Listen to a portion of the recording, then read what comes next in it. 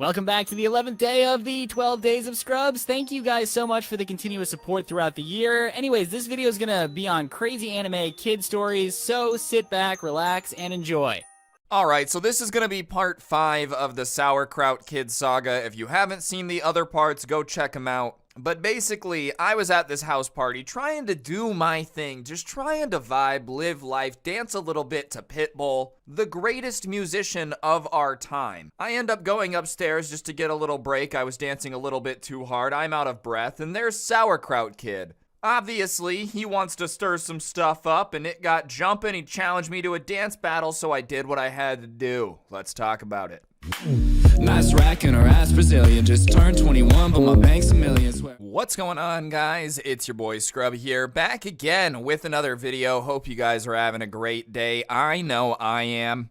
And as I said, we're back with part 5 of the Sauerkraut Kid saga. You guys have been absolutely loving this series, so if you're still enjoying it, be sure to press the like button and let's go. Alright, so last time I saw Sauerkraut Kid was like at the skate park when I was 12, 13 years old, and we didn't really have any other incidents for a bit. In fact, I had kind of gotten to high school, got through my freshman year, became a sophomore, was doing my thing, living my life, before I even ever saw the kid again. So I was a sophomore and I had a class with like a bunch of seniors, and one of them I became friends with, and he was throwing a party and he invited me. And like in retrospect, it didn't really matter that he invited me, but at the time I was hyped, bro. A senior invited me to his party. I was stoked. I was ready to rock and roll, go to a real party. And like in retrospect, it really didn't matter, but at the time I thought it was a pretty big deal. I was hyped, and I had never really been to like a real party before, you know, if you're picking up what I'm putting down. So I was excited, and when I get there, my excitement immediately got swallowed whole, almost like a black hole, just sucked up and destroyed. Cause, you know, 15-year-old me didn't really know a whole lot of people at this party. In fact, the only 2 people I knew were the 2 people that I recognized from the class that I have. And one of them, the guy who invited me, was the host, so like he's mad busy, and I didn't know anyone.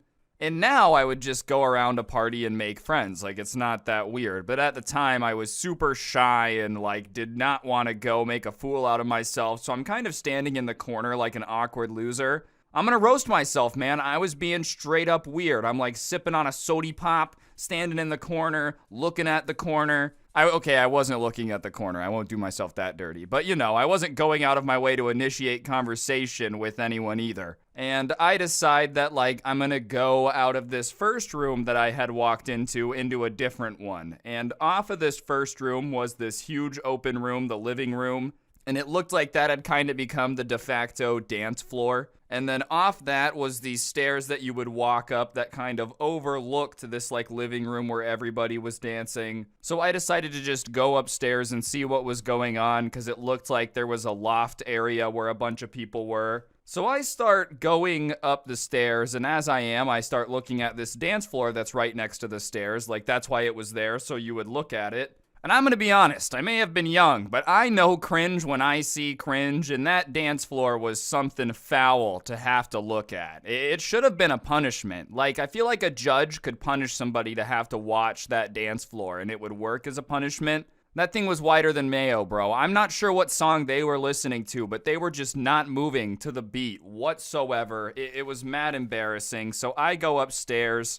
And I'm just cringing as I'm walking up the stairs, and I get up there, and it opens up to my left to this, like, big loft room. And there's a bunch of people in this, like, lofty room, and, it's really crowded. You know that shoulder-to-shoulder looking crowd where it just looks like it wouldn't even be comfortable to walk in there? That's what I see. So I decide to go to my right into this other room instead of going into the room that's so crowded it doesn't even look like people can breathe very well. You try to take a deep breath, someone pushes your ribs back in like, hey bro, stop, you're digging into my sides. So I start walking away, and as I'm walking away, I hear my name. And I have a pretty common name. It's not like a name that necessarily I assume people are always talking to me when I hear it, so I keep walking, but then I hear it again louder, and I turn around, and I see like a dude coming out of this crowd, and I can't really make out who it is. It's a really big crowd. There's a few people coming out. I don't know who said my name or like who's just leaving. And finally, out from the crowd steps Sauerkraut Kid, almost like a video game cutscene where the boss steps forward, man. I really could not believe that he had managed to find his way back into my life. Last time we saw each other, he was like my age, 15, and I was 12, 13. So now he's either 17 or like an adult. He's way older than me, and I assumed he said my name to be like, hey, good to see you, man. I don't know, I just thought it would be really weird if this grown man had carried over all this beef. I don't know if it's just me, but I feel like if I have any beef with you that's over 2 years old, it just doesn't really exist anymore. Like, I don't know, I just don't care that much. Unless you did something really annoying, I'm just not the type to hold a grudge. And especially if we're talking about stuff that happened when you're like, I don't know, 12. I'm gonna hold it against you when you're 24. That's a little bit absurd. Not that I was 24, but I just assumed by the time this guy was 18, he'd be over some drama he had at 14, 15 years old. But I guess not, because Sauerkraut Kid starts going off on me saying that I'm not allowed to be here. And I'm confused because I don't think it's his house, and I also don't think he's the person who invited me, so I kind of tell him that, like, well, I was invited by the host, so I don't really care if you want me to be here, I'm gonna be here. And on top of it, there's all these people here, and he comes up and starts pressing me, and it's not like anyone's backing him up. If a bunch of people would have said, you gotta go, I probably would have left. But just Sauerkraut Kid coming up to me out of a crowd and saying I have to leave with no one following him, it's like, I'm not gonna listen to you, man. If I know anyone's the type to just have a bunch of stupid drama, it's you. But he says that he doesn't know how we feel about that, and he says we in a way that implies there's a group. And as I said, he's alone. So as soon as he says that, I'm like, dude, I don't know who this we you keep talking about is, but you're standing by yourself. And he looks around and genuinely looks surprised that nobody came to back him up. I don't know if in that other room he was with a group of people who were like, yeah, let's go confront that kid right now. But once he realizes he's alone, he turns back and gives me a dirty look and says, like, dead seriously, that I'm going to regret it if I don't leave. And he lifts his hands up. And if somebody says you're gonna regret it if you don't do what I just said and starts lifting up their hands, I don't know if this is like paranoid of me, but I just assume that means that you want to fight me. I really don't think that makes me crazy. I think that would be obvious, but when he says I've gotta leave or I'm going to regret it and starts lifting his hands, I assume he wants to fight, so I start lifting my hands up to like fight him back. And he looks at me confused and says, what are you doing? And I'm like, well, if you're gonna fight me, I'm not gonna let you punch me in the face. And he says, no, I don't wanna fight you. We've gotta settle this like men. We have to dance battle. What?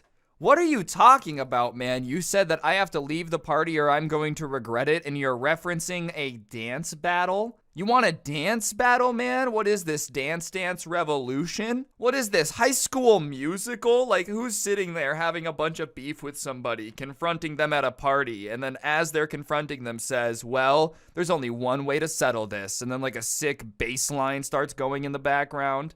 And I am just kind of flabbergasted because I'm not Zac Efron. This is not High School Musical. I'm not going to get into a dance battle, and neither are you. You're not Zac Efron either, so I think we're both just going to embarrass ourselves here.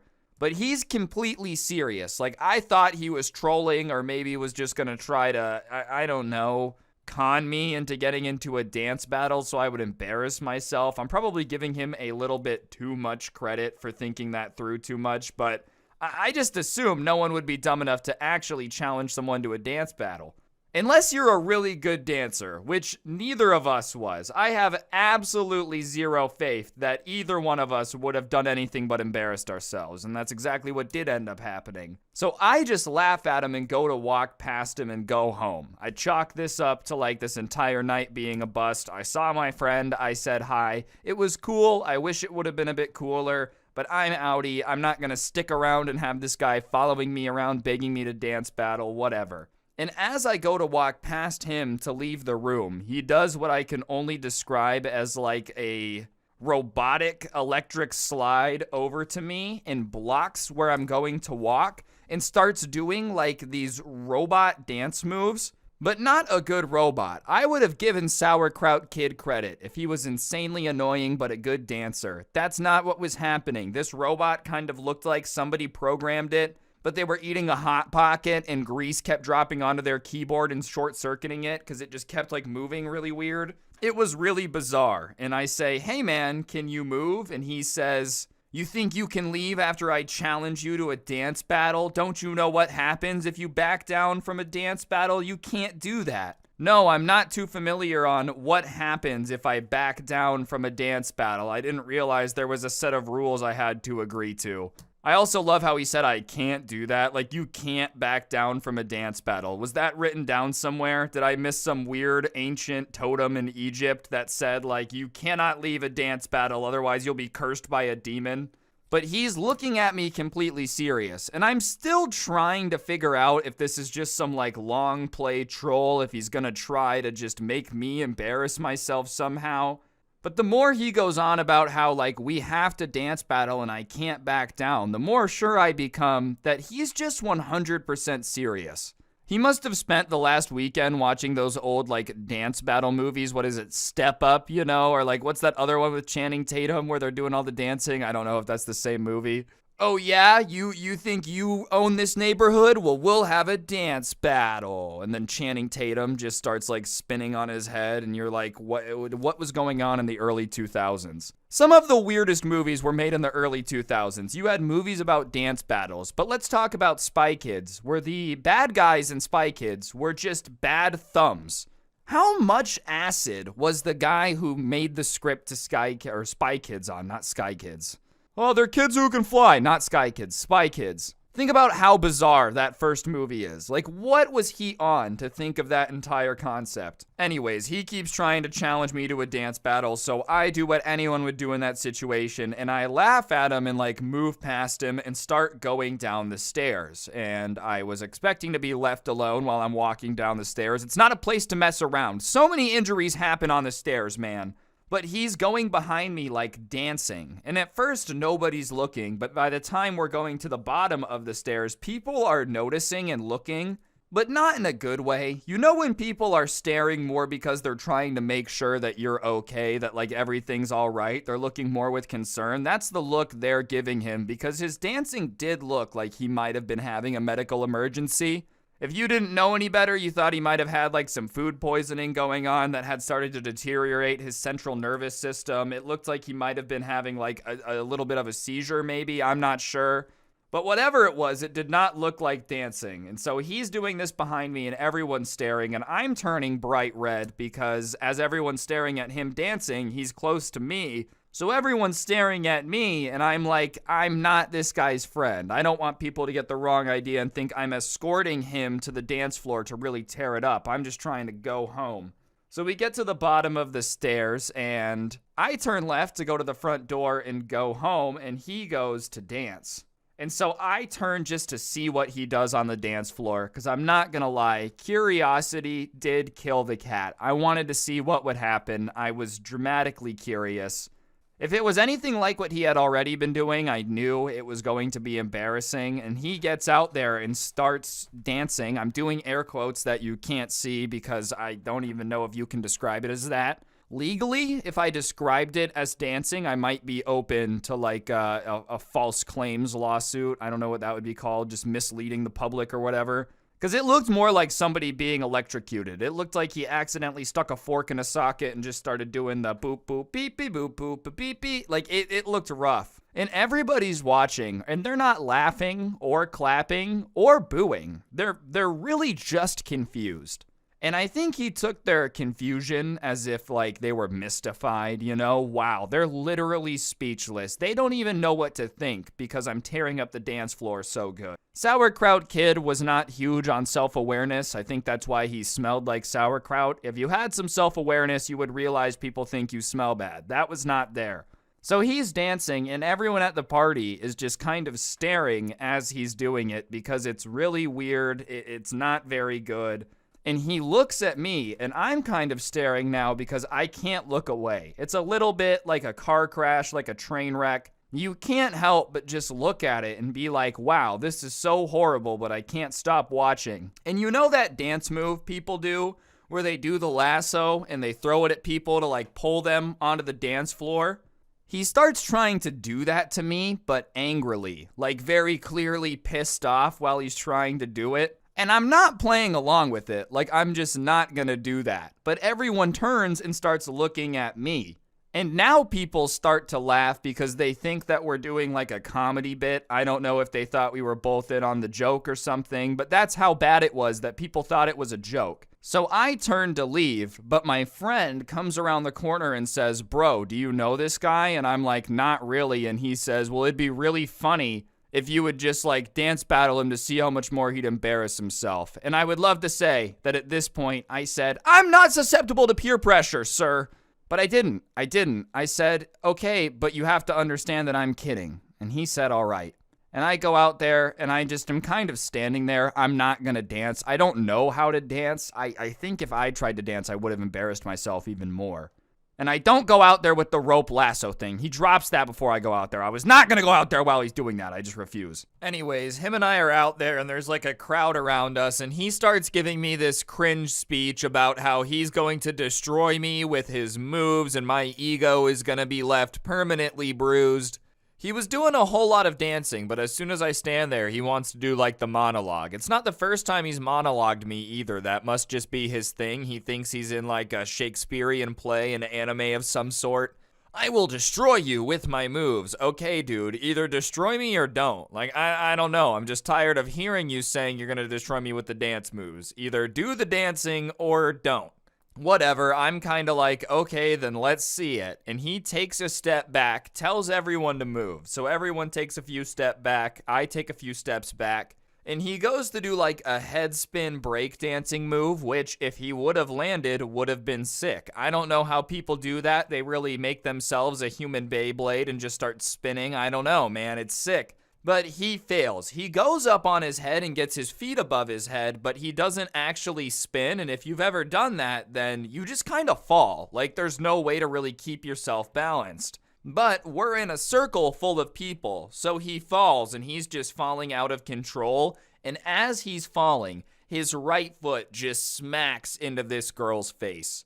And it doesn't just lightly smack into her face, like it smacks her in the face. She had glasses on. They go falling off her face. It looked like they were broken. She has a drink. It spills everywhere, and he falls down and pops back up onto his feet and looks around, and everyone's crowded around this girl like, "Are you okay?" She just got kicked in the face by someone that smells like sauerkraut. It's never a position you want to be in life. Hopefully, at no point in your autobiography do you say that this has happened to you. And people start being like, "Dude, what's wrong with you? Why would you kick her? Like, why would you do that?" And he starts saying, "Well, it was an accident. It was an accident."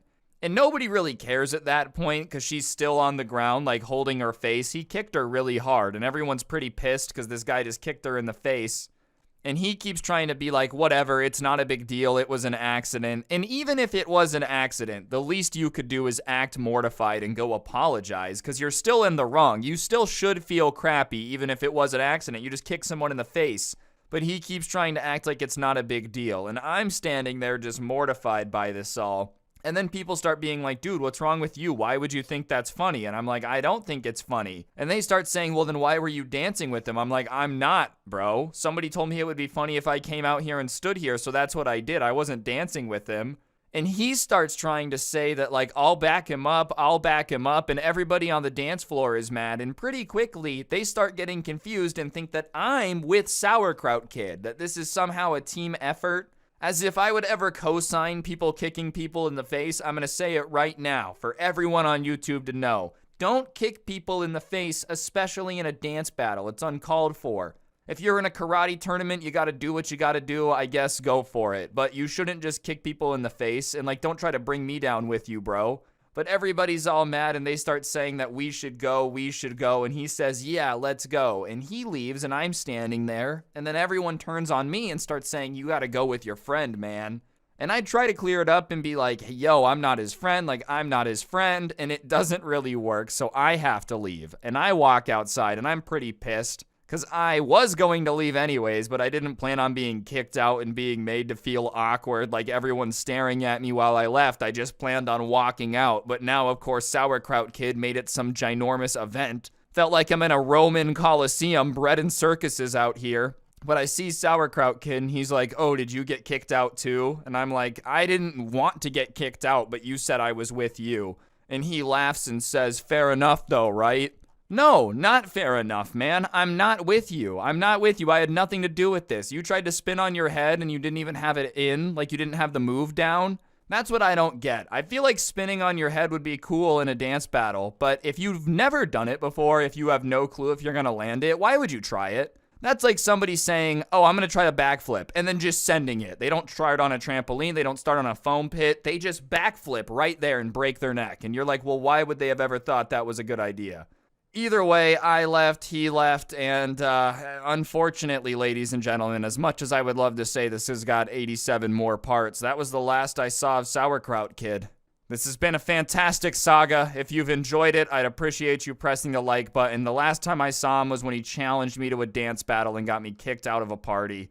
I'll probably be putting all these in a compilation at some point in the next month or so if you haven't seen them all, be on the lookout for that. But, yeah, ladies and gentlemen, that's Sauerkraut Kid for ya. If you did enjoy, press the like button, comment down below. If you don't know what to comment, comment sauerkraut. And, of course, subscribe if you're new and turn on notifications. If you like listening to the audio version of these story times, I do post them on Spotify, link down below, along with a link to the intro song. And I've been doing a podcast over on my third channel where I just talk about stuff, react to stuff. So if you missed that old style of content I used to do on the other channel, feel free to go check that out on the Scrubby channel. But yeah, on that note, guys, I'll see you guys next time. Don't get anyone pregnant. If you do, make sure they're hot, and I'll see you guys next time. I'm out. Peace.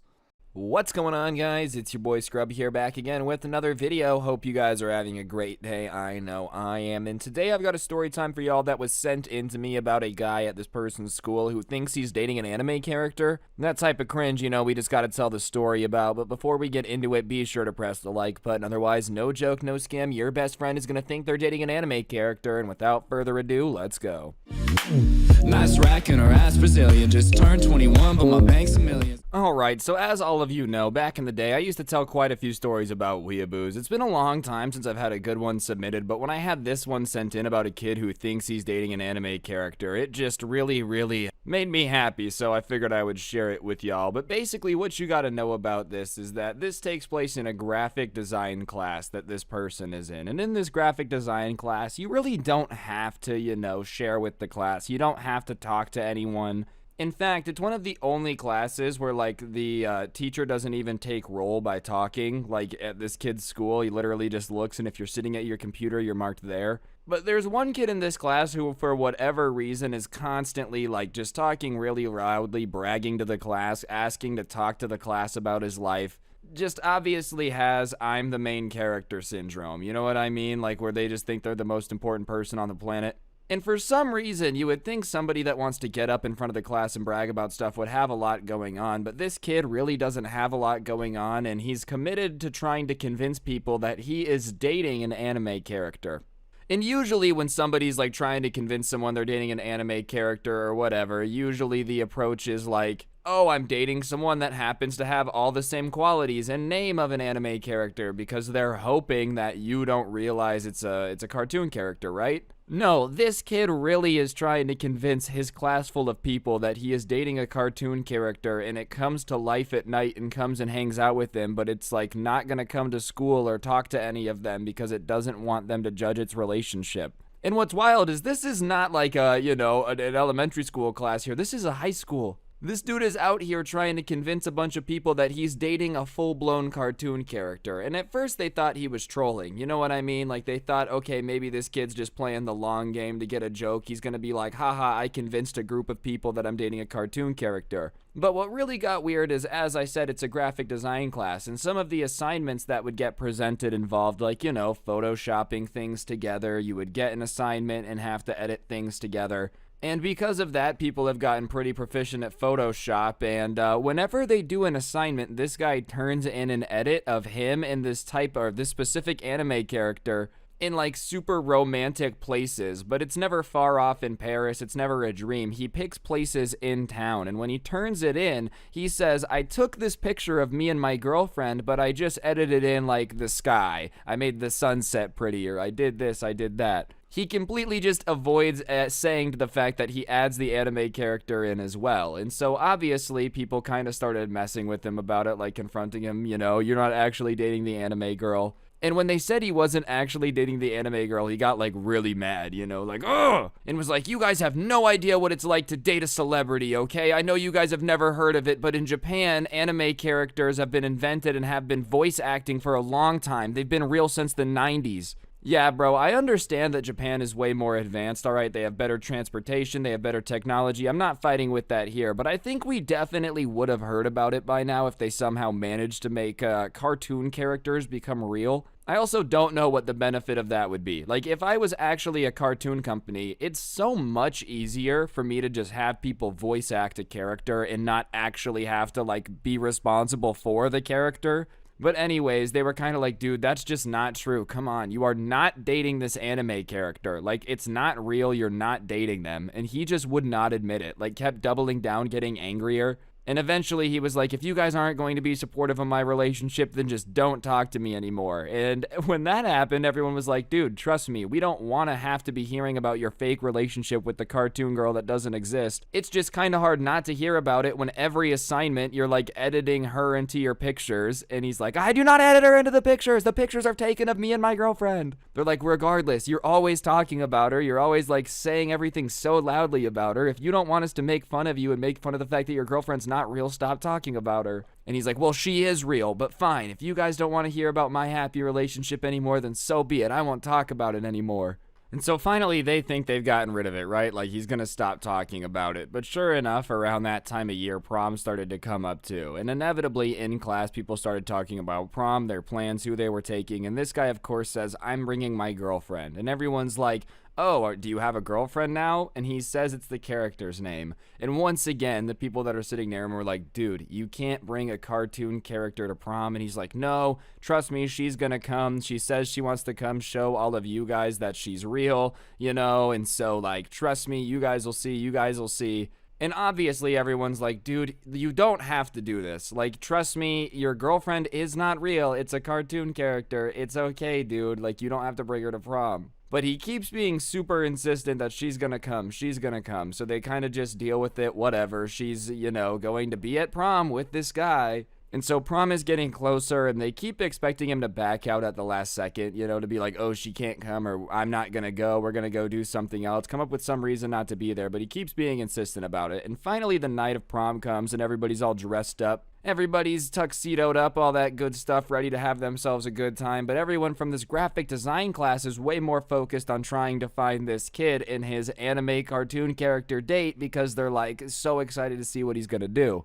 And as they're scanning the floor trying to figure out where everybody is, finally they spot him over there and they cannot believe what he has brought to prom. Alright guys, I'm going to interrupt the video for just 1 second. If you take a look at your screen now, you'll see a PlayStation gift card. For those of you that don't know, I give away a gift card in every single video I post here on this channel to say thank you to y'all for subscribing and turning on notifications. So if you haven't already, you should do that. And yeah, if you already do, I appreciate you. On that note, I'll shut up and get back to the video now. Thanks.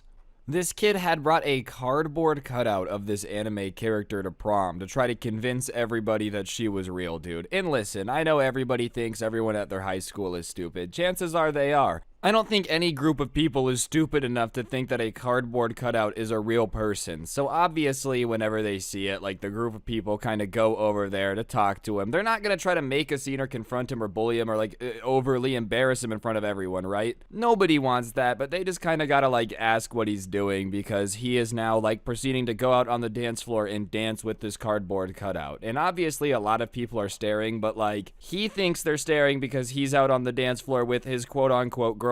I don't think he really realized that people were aware of the fact that it's a cardboard cutout. So they go over there and they're like, dude, what are you doing? Like, this just looks weird. And instead of going, all right, guys, you got me. I'm really embarrassed that I committed to this fake cartoon girlfriend thing so long. So I kind of brought this cardboard cutout. I don't know why. It was really dumb that I'm thinking about it. He doesn't do that. Instead, he commits this hard where he goes, What do you mean? I'm here at prom with my date, He starts doing the voice of her, trying to talk to them, saying that, like, you guys are silly, obviously I'm real, like, what do you mean? And, you know, at that point, I feel like you've got to start getting annoyed, because that's just insulting your intelligence. So they start to be like, dude, come on. Do you think we're stupid? Like, you're really gonna try to pretend to be this cardboard cutout? And he does commit to the whole, like, no, it's me. And he's like, I don't know what you guys are talking about. I don't think you're stupid. I'm just his date to prom. And so finally they're like, all right, man, if you're gonna be like this is ridiculous. This isn't even convincing. It's a cardboard cutout. Like, this is paper. You didn't even try to convince us that this is a real person. You're just insulting us by pretending to be her. And at that point, he switches back to him. Oh, well, you guys are just jealous because, like, she's so skinny that she looks like a cardboard cutout. Like, that's what this is about. Oh, you guys are trying to shame her for looking like she's made of cardboard. Well, she's a real woman. She just looks like cardboard. You guys are being ridiculous about this. Like, you think I'd bring a fake girl to prom, a cardboard cutout? And everyone's just kind of looking at him like, yeah, dude, I do. Now you're trying to convince me that a real person is as skinny as a piece of cardboard. I'm starting to think this is weird. And one of the other kids in the group kind of looks at him and goes, at this point, man, it's just kind of sad. Like, it's just kind of sad at this point. Like, you're really trying to convince a bunch of people that a cardboard cutout is real. I understand you might be embarrassed, but, like, come on, man. At this point, just give it up. And he's like, no, dude, there's no way that you actually think this is a cardboard cutout. You guys are just trying to embarrass me at prom. In fact, if she's a cardboard cutout, prove it. Because I don't think you guys have any proof she's a cardboard cutout outside of you guys being jealous. And at that point, one of the other kids just leaches back and punches the cardboard cutout in the face. And obviously, cardboard cutouts aren't notorious for their ability to be, like, punched and bounce back. So as soon as he punches it, the head kind of flops back to the point where, like, the neck is now at a right angle. It is backwards, you know, it's broken. And everybody's like, see, it's cardboard, man. It's cardboard. It's cardboard. And the guy who has the cardboard cutout is sitting there with his arm still around its waist just looking at it. I don't think he expected them to, like, actually punch it. So he doesn't really know what to do. And then all of a sudden, like, the pause leaves his body and he just starts screaming like he actually just watched somebody's neck break. No, what did you guys do? You punched my girlfriend. Why did you punch my girlfriend? Oh, now I have to take her to the hospital. Oh, I have to leave prom because you guys punched my girlfriend. And he, like, slowly leaves with the cardboard cutout saying he's gonna fix it. And he's like, oh man, I have to get her to the hospital now. And he seems almost relieved. You know, if you actually just thought a bunch of dudes snapped your girlfriend's neck, I think you would have a little bit of a stronger reaction. It just looked like he appreciated the fact that he had a way out now, you know, he had an escape. And so he leaves to take her to the hospital to get fixed. And the rest of the prom for everybody else is fine. Nothing else happened. No one else brings a cardboard cutout, right? And so he ends up coming back to class and everyone's like, how's your date, man? And he's like, oh, she needed surgery. She broke her neck, but she's fine now. The doctors ended up putting back together. She says she wants to come to the dance in spring, and, you know, she understands why you guys thought that you thought she wasn't real, and, like, she understands the confusion, and maybe at the next dance you guys can talk more and hang out. So I don't know if that means that this guy actually does think he's, like, dating a cardboard cutout and it's talking back to him, in which case, you know, we got to keep an eye on that. I don't feel like that's super normal, but either that or he's just the most committed to convincing people that he's actually dating this anime character of all time. I feel like taking the cardboard cutout to prom, already bad enough. After it breaks, committing to it actually still being a real person is, like, almost impressive. Anyways, guys, I think that's going to do it for the video. Hopefully you enjoyed. If you did, I'd appreciate you taking a second to press the like button. Let me know in the comment section down below what you thought. And, of course, subscribe if you're new and turn on notifications. If you really want to help me out, you can check out the intro song linked down below, along with a link to my podcast, The Scuffed Cast, or you could use code SCRUBBY at the G Fuel checkout to get a discount on G Fuel. It helps me out, helps you out. Everyone's a winner. And last but certainly not least, I did go ahead and put some of my story times up on Spotify so you guys could listen to them over there. That link will be in the top of the description. Feel free to go do that if you want. I'd appreciate it. But yeah, on that note, don't get anyone pregnant. If you do, make sure they're hot, and hopefully I'll see you guys next time. I'm out. Peace. What's going on, guys? It's your boy Scrubby here, back again with another video. Hope you guys are all having an absolutely fantastic day. I know I am. If you are, be sure to press the like button. Otherwise, no joke, no scam. Your craziest ex will suddenly come back into your life and admit they're in love with you. So I would avoid that and press the like button. The other day, I was chilling watching Donald Glover, who is also known as Childish Gambino's stand-up comedy special. I'm telling you, man, there's nothing that guy can't do, okay? He can act, he can rap, he can tell jokes. And he told this joke about how there's no funny, crazy ex-boyfriend stories, you know? Like, I've got crazy girl stories for day because crazy women are entertaining. It's funny when a girl is like, you know, weird. Yesterday, I told you a story about how I accidentally broke this weird girl's finger, you know? Like, crazy ex-girlfriend stories are fun when your girlfriend is like screaming at you. But anyways, Donald Glover's joke is basically that crazy man stories end up with women in dumpsters, you know? Like, crazy dude stories aren't as funny. And I started thinking of like some crazy dude stories because I have friends that have dated crazy dudes, you know, no judgment here, but there's one story in particular that popped into my mind that I figured I would tell you about. So that's what we're gonna be talking about today. So without further ado, buckle your seatbelt and let's get into it. So there was this girl that I knew in college who was dating this guy from her hometown, you know, and he was one of those like super clingy guys. She wasn't allowed to hang out with dudes. She had to like FaceTime him every hour so he could make sure she wasn't pregnant. I don't know, man. A bunch of weird stuff. And right off the bat, you know, I could instantly tell that this dude was weird, so I would tell her, I'd be like, yeah, that dude's gonna be annoying in like 2 months, and she would just laugh and whatever. So obviously she keeps dating this dude long distance for some reason, and this is just some advice. If the person you're dating is doing some crazy stuff, all right, don't stick it out, just leave. If it's like super possessive, clingy jealousy, you're not allowed to have friends of the opposite sex type of stuff,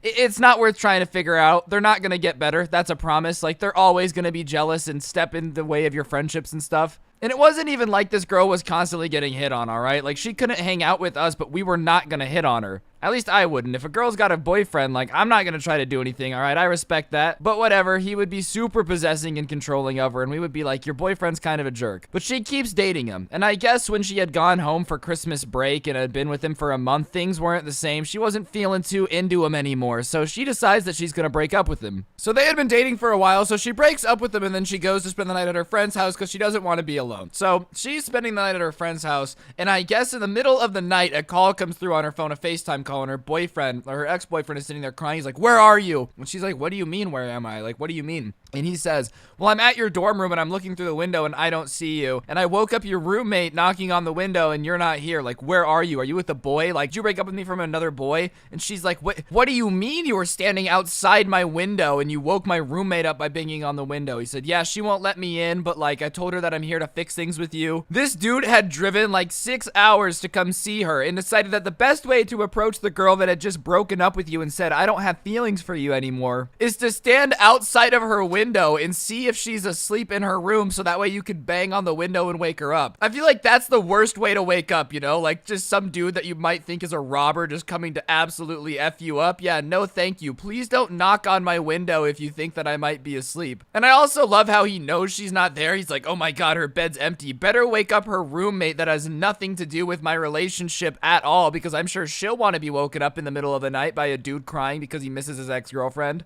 Come on, man. You're looking like a creep, and not a good type of creep. Not that there is any good type of creep, now that I say it out loud. So she obviously is like, go away, stop. I don't want you to go to my room. Like, please leave. And he's like, no, I need to talk this out with you. Like, I can't leave till I talk to you. And she's like, well, I'm not coming home until you leave. So whatever. And after 2 days of her staying at his friend's house, he finally decides that he's not gonna sleep in his car anymore.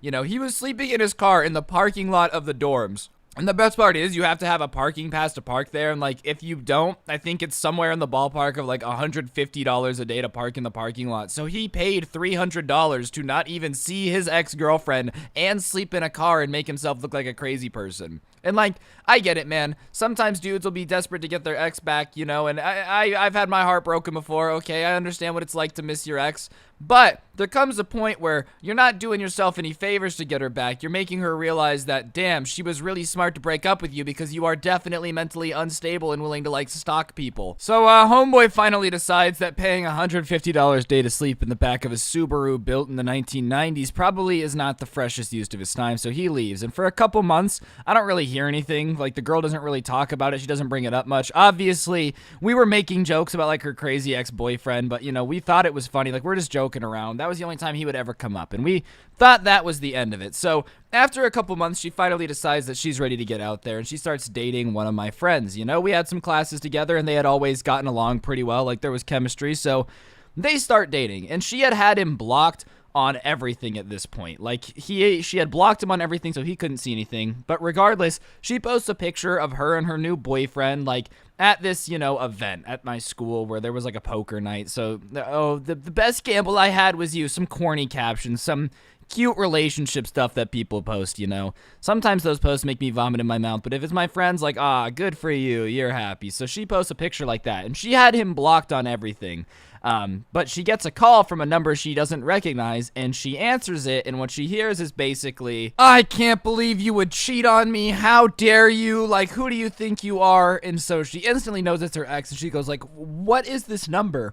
And he explains, well, I know you blocked my old number, and I saw the picture of you and your new boyfriend, aka the dude you're cheating on me with, so I went to Verizon and got my number changed so that way I could contact you again. And she's like, you went to the service provider for your phone to change your number so you can talk to me again. And he's like, yeah. She's like, oh my God, you're crazy. So she starts laying into him. And the only reason I have this on such good authority is my friend who was dating her was there when this is going down. So he's telling us about it later, and she's telling us bits and pieces as it's going on.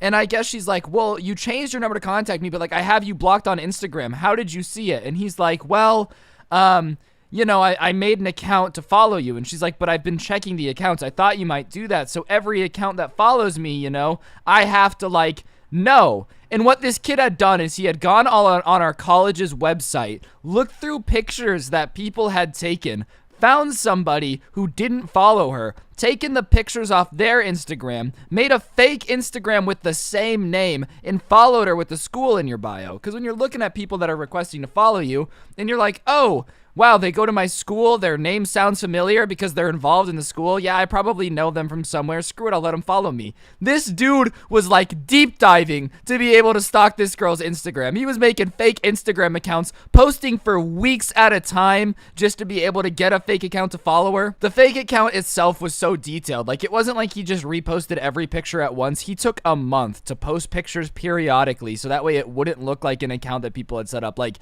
this dude was nuts. A little too dedicated to making sure that, you know, the girl that broke up with you isn't posting anything on Instagram. So this dude is definitely at this point just like straight up stalking this chick. So she goes to the school police and is like, what can I do? And they're basically like, well, there's nothing against the law of a kid making a fake Instagram account and then following you. So we can't do anything legally. Like, you can't arrest a kid for making an Instagram account.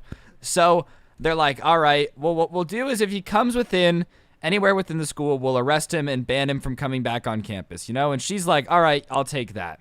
So she tells him, hey, if you come on campus, they're going to arrest you, yada, yada, yada. She basically gets like a temporary restraining order in place on campus. And she thinks that this kid is smart enough to stay away, but if you're dumb enough to literally fake an Instagram account for months just to be able to follow your ex, you're probably not too good at the boundary things. That's probably what got you here in the first place. So she decides that she's not going to respond. So he is calling her on this new number after she's already said to stop it or the cops are going to come. So she answers and she's like, stop it. And he basically says something along the lines of, I'm on my way to your school right now. Like, I can't believe you would cheat on me. We need to have a talk about this in person. And she reminds them, you do realize that I just told you that if you come here, the cops are going to, like, ban you from coming back on campus. Don't come here. I don't want you to get in trouble. Because even through all of this, you don't really want your ex to go to jail, because then, you know, that just makes you look bad. Like, if you could, logic and reason with somebody you used to date, that's preferable. That's the better way to do it. Okay, I kind of pulled off a nasty play right here, bro. I kind of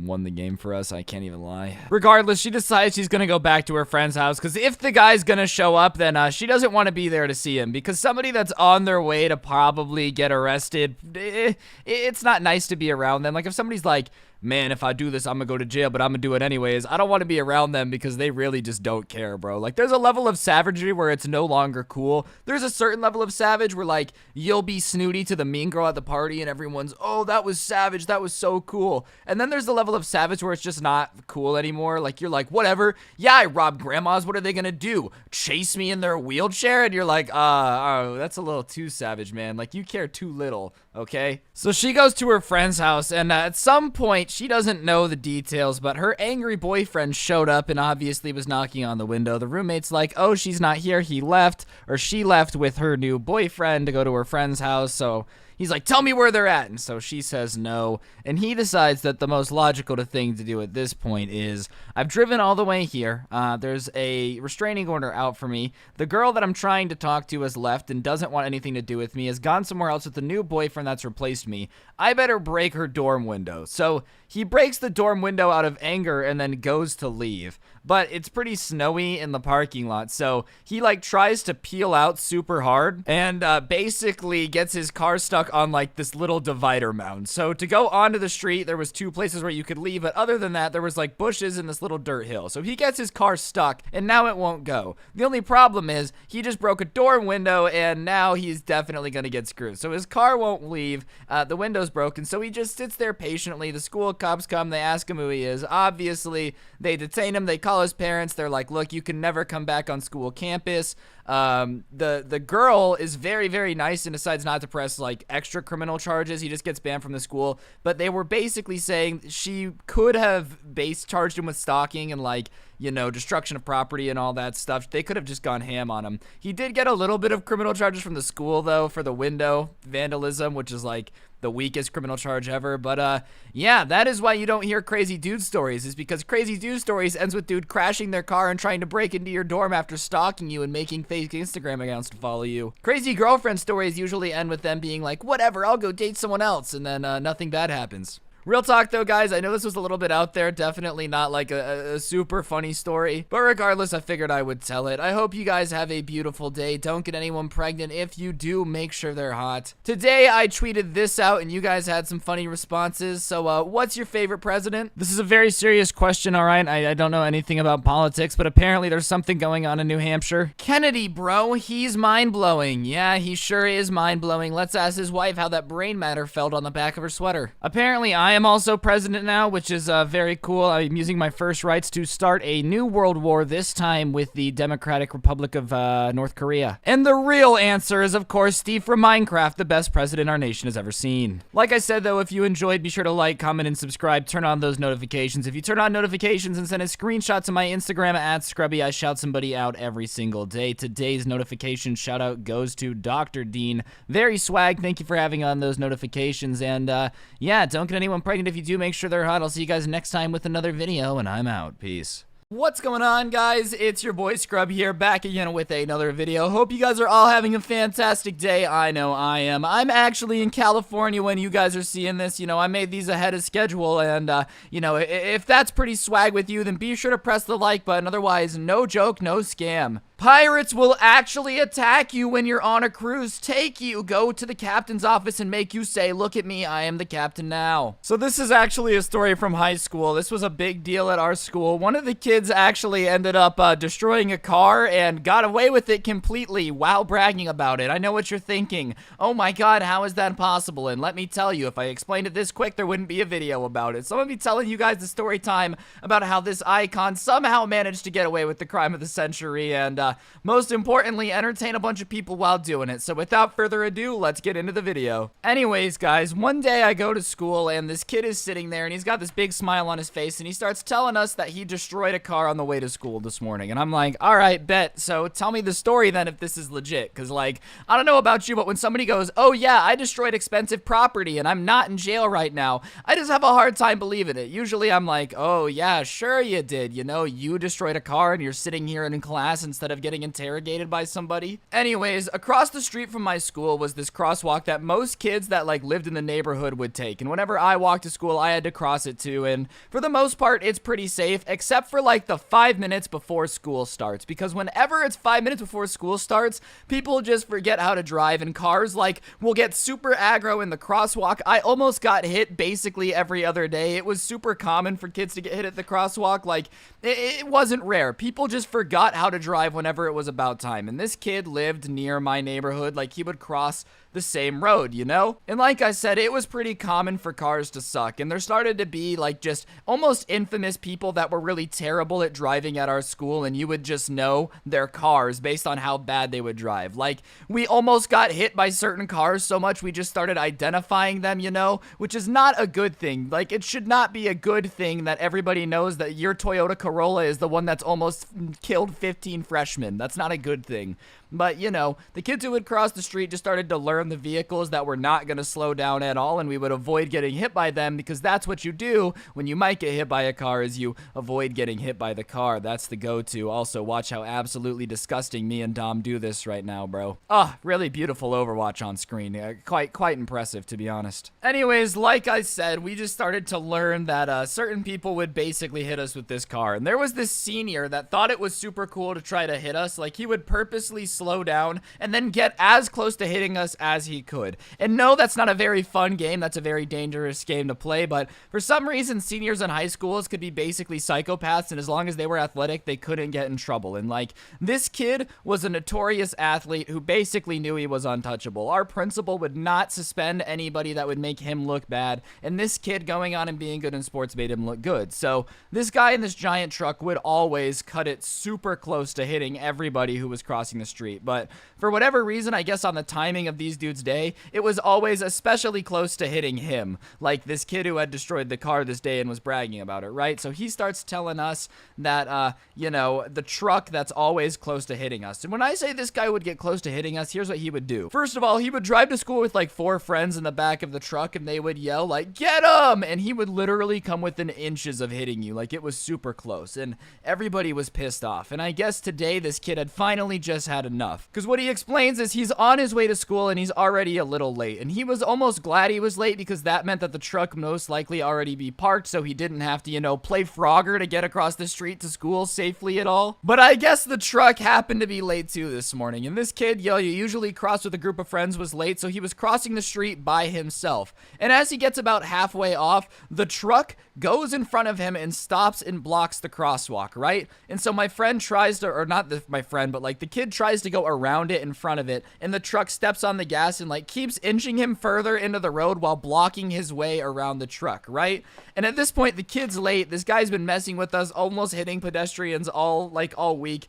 And so the kid just has enough, gets up on the hood of the truck, stomps across it like crunch, crunch, crunch, dents the hood the entire way while he's walking across this, just literally does not care in the slightest, has no regard for the truck, and at one point kicks the windshield, cracks it, like low-key messes this truck up, dents the crap out of the hood of the truck, cracks the windshield, just an absolute savage because this guy wouldn't get out of the way. And I guess the guy gets out of the truck and is like, "What the hell, man? Are you kidding me?" And is like freaking out at the freshman who just did this, you know, decided to destroy the truck. And obviously the kid is, everybody's like flabbergasted, isn't dead yet, you know? And so the guy's like, "You're gonna pay for this. Your parents are screwed. Do you have any idea how much trouble I'm gonna get you in? I'm gonna tell the principal, like, you think you're so slick. I can't believe you destroyed my car," being super cocky, thinking he's about to get the payday of his life. This kid is gonna have to pay for his new truck, you know? He's gonna have to fix it. He's gonna have to get him a new windshield. He's gonna have to fix all the dents. And then the kid does the only thing that would be possible to get out of this situation without a noogie and like a nuclear wedgie the size of Hiroshima, all right? He looks at the guy and says, "I don't think you want to do that." And the senior's all cocky. He's like, "Yeah, give me one reason I shouldn't turn you in. Like, you have nothing." And they say that revenge is a dish best served cold, but I'm not quite sure that's the case, because this kid looks at the senior and goes, "Because then the principal's gonna have to get you in trouble." And the smile kind of disappears on his face. He's like, "What are you talking about?" And he begins to explain that every day when he comes close to hitting them and him and his friends are laughing in the truck saying, "Ha ha, look at how close we got to hitting these kids," he's been recording it. and he has it all compiled into a montage of this kid basically almost running over at least 2 people a day for the entire school year. And look, our principal can let kids get away with a lot, you know? You bully some freshmen, okay. They're probably gonna let it slide because bullying freshmen is just a rite of passage, I'm not gonna lie. As somebody that's been through it, it's just something freshmen have to deal with, okay? But I don't really think that, you can really fudge kids trying to run each other over. Like, if a news gets a hold of that, you know, you come out as the president that lets people almost hit each other with cars, that's not very good rep. Your superintendent probably isn't gonna be a big fan. And, you know, the bully kid, like, calls his bluff. He's like, I don't believe you. So the kid pulls out his phone and sure enough, has like a 5-minute compilation of just 10-second clips of them almost hitting him and like bragging about it, which is a very dumb thing to brag about, by the way. Like, if I can offer one piece of advice, if you're gonna try to hit people with your car, maybe don't flex it, you know? Don't like be like, aha, we almost hit you with car. Like, that's just admitting to the crime that you're being accused of. That's not very smart. That's like robbing a bank and being like, yeah, see, this here robbery was so good that me, Scrubby, the owner of this YouTube channel, sure did rob this bank. Isn't that big brain of me? You're just leaving a trail, man. Like, do you want to spend the rest of your life behind bars? I don't think so. So the senior kind of realizes this kid's not playing games, but the only problem is if he backs down now, he looks like a coward, bro. Like, you're gonna let some little kid destroy your truck and not do anything about it, but his hands are tied, man. You're damned if you do and you're damned if you don't. Like, there's really no way out of this at all, because if you think about it, you can't afford to be known as the kid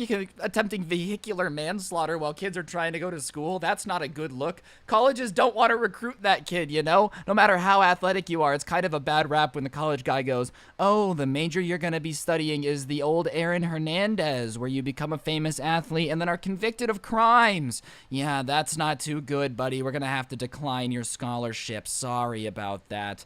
Regardless, though, the senior finally realizes his options and is like, yeah, I guess we're good, dude. I guess we're good. Looks at the kid and is like, but this is not done. Like, I'm going to get revenge on you another way. And the kid, smiling, cocky. I would have been terrified if somebody with, like, that much influence at our school was, you know, you're done. I'm going to find a way to get revenge. Cocky, I guess, smiled at him and went, yeah, for sure, dude. Enjoy the truck. And just walked into school. Sure enough, somehow the senior kept his mouth shut and didn't rat, which is crazy because I feel like most teenage kids would definitely crack under pressure once your parents go, oh my god, what happened to your car? Why are there footprints on the hood? Surprisingly though, the next day too, the kid's truck was fixed, so I guess having rich parents that are also terrible people probably helps. Like, if my kid came home and went, yeah, I tried to run over some freshmen and he got pissed and destroyed my car, I'd be like, well, you're a jerk, so have fun getting a minimum wage job to fix it, because I'm not. But I guess when, you know, all of your parents are jerks, your mom's a jerk, your dad's a jerk, they fell in jerk love and had jerk kids, it's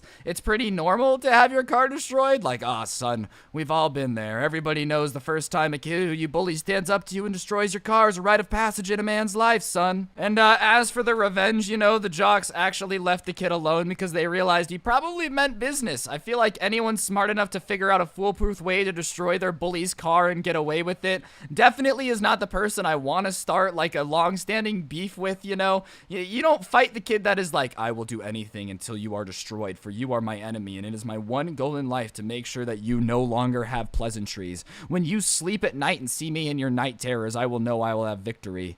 So, low-key, it kind of worked out for him. But that's the story of how a kid destroyed a car and got away with it. Hopefully you enjoyed. If you did, be sure to press the like button. Let me know in the comments section down below what you thought. Turn on notifications and subscribe if you're new. I upload videos like this every single day. Pretty fun stuff, so check it out. And if you turn on those notifications and send a screenshot to my Instagram, I shout somebody out every day. And today's notification shout-out goes to CRO91356. Big thank you for having on notifications. Turn them on, send a screenshot to my Instagram @Scrubby. Get the merch if you really want to support some no joke, no scam stuff. It is 100% proven to make you cooler with the ladies. And yeah, don't get anyone pregnant. If you do, make sure they're hot. Follow me on Twitter @Scrubby_69. And I will see you guys tomorrow with another video. I'm gonna go try to enjoy my vacation if anybody needs me. It's hard to make story times out there. You guys know how it is, you know, it's hard to be me. Hopefully I don't see a Karen at Disneyland. That's my hope.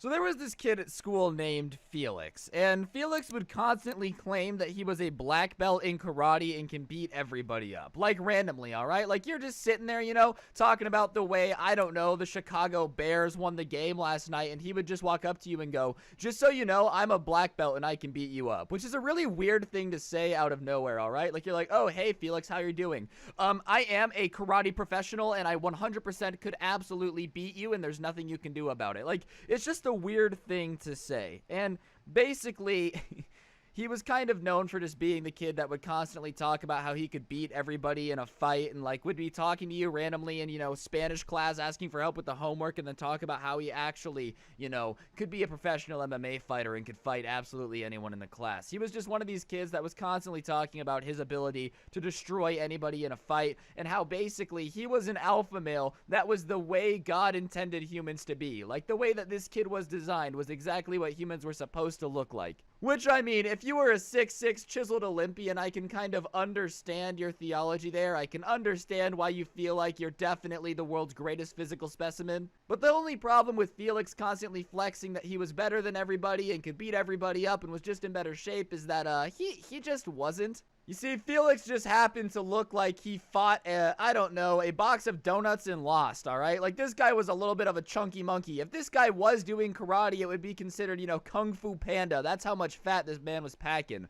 And Felix was just constantly talking about how he was the best physical specimen, the idea of beauty, which he just wasn't, alright? Like, I understand self-confidence and all that, but, you know, people on my 600-pound life shouldn't be bragging about the fact that they're definitely karate geniuses, because it's just not true. Like, Deborah, you weigh 600 pounds. If you try to do any more karate, you're going to fall through the floor. It's not healthy. Stop pretending that you're actually the reincarnation of Bruce Lee. It's just not true. But that's what Felix was known for. He would constantly talk about how, you know, oh, I could beat anybody up. I'm not afraid of anybody. I'm an alpha male specimen capable of the most extreme physical things in the universe. Which was pretty cringe. And the worst part is you couldn't pick on him, alright? Like, you couldn't really fight back because whenever he would get bullied or picked on at all, he would immediately just start crying and go to the principal or, like, tell a teacher immediately. So here's this fat kid that is constantly talking about how he's super BA and can beat anybody up, but the second anybody makes a joke about him or tries to square up, he just runs away crying to the principal's office. So yeah, he was not exactly the most popular kid. Most people found him pretty annoying because, you know, someone constantly getting up in your face and saying that they're gonna beat you up when they look the way that beef smells just generally isn't a good way to make friends. So regardless, one day they're sitting in biology class and they're talking about, you know, the way human genes work, which, I mean, it's cool, I guess. Everybody wants to know, like, oh, my eye color comes from my father's side and he's blah blah blah. I don't know, alright? Biology,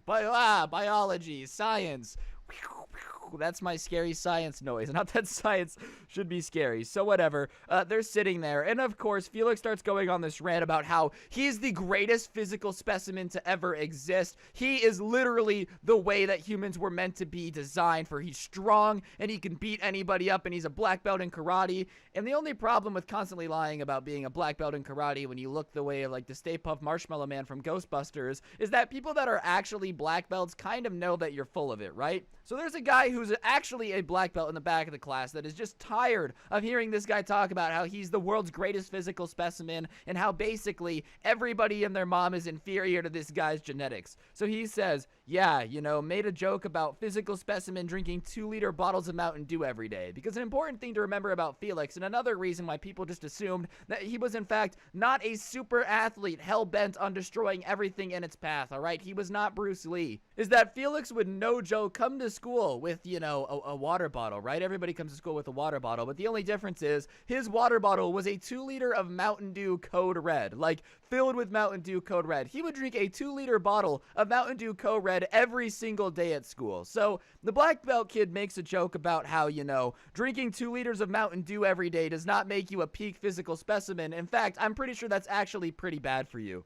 Which is pretty funny. Like, it's a pretty harmless joke, alright? You're constantly bragging about how you're the way that God intended humans to look when you're drinking a 2-liter bottle of Mountain Dew every day and have, you know, a gut the size of Nantucket. Like, it's just a funny joke, alright? And not to mention, when you're constantly bragging attention to yourself and talking about how you're gonna beat everybody up, you kind of get made fun of. Like, that's just what comes with the territory, alright? If tomorrow I bought a tap-out shirt, started breaking Monster Energy cans open on my forehead and screaming about how everybody's a beta male compared to me, I kind of deserve to get clowned on it any chance you get. Regardless, it should have just been a harmless joke. Like, no harm, no foul. Yeah, everybody laughed a little bit, but you just let it go and move on with your day. But no, apparently Felix, had the equivalent in his head that insulting his Mountain Dew habits was basically the same thing as saying that his grandma was a dirty pig half buried in mud and feces. Because he gets up, walks over to the kid that's a black belt, gets up in his face, and just starts screaming. And amongst his screams says something along the lines of, and you can't make this up, folks, because it's just so ridiculous.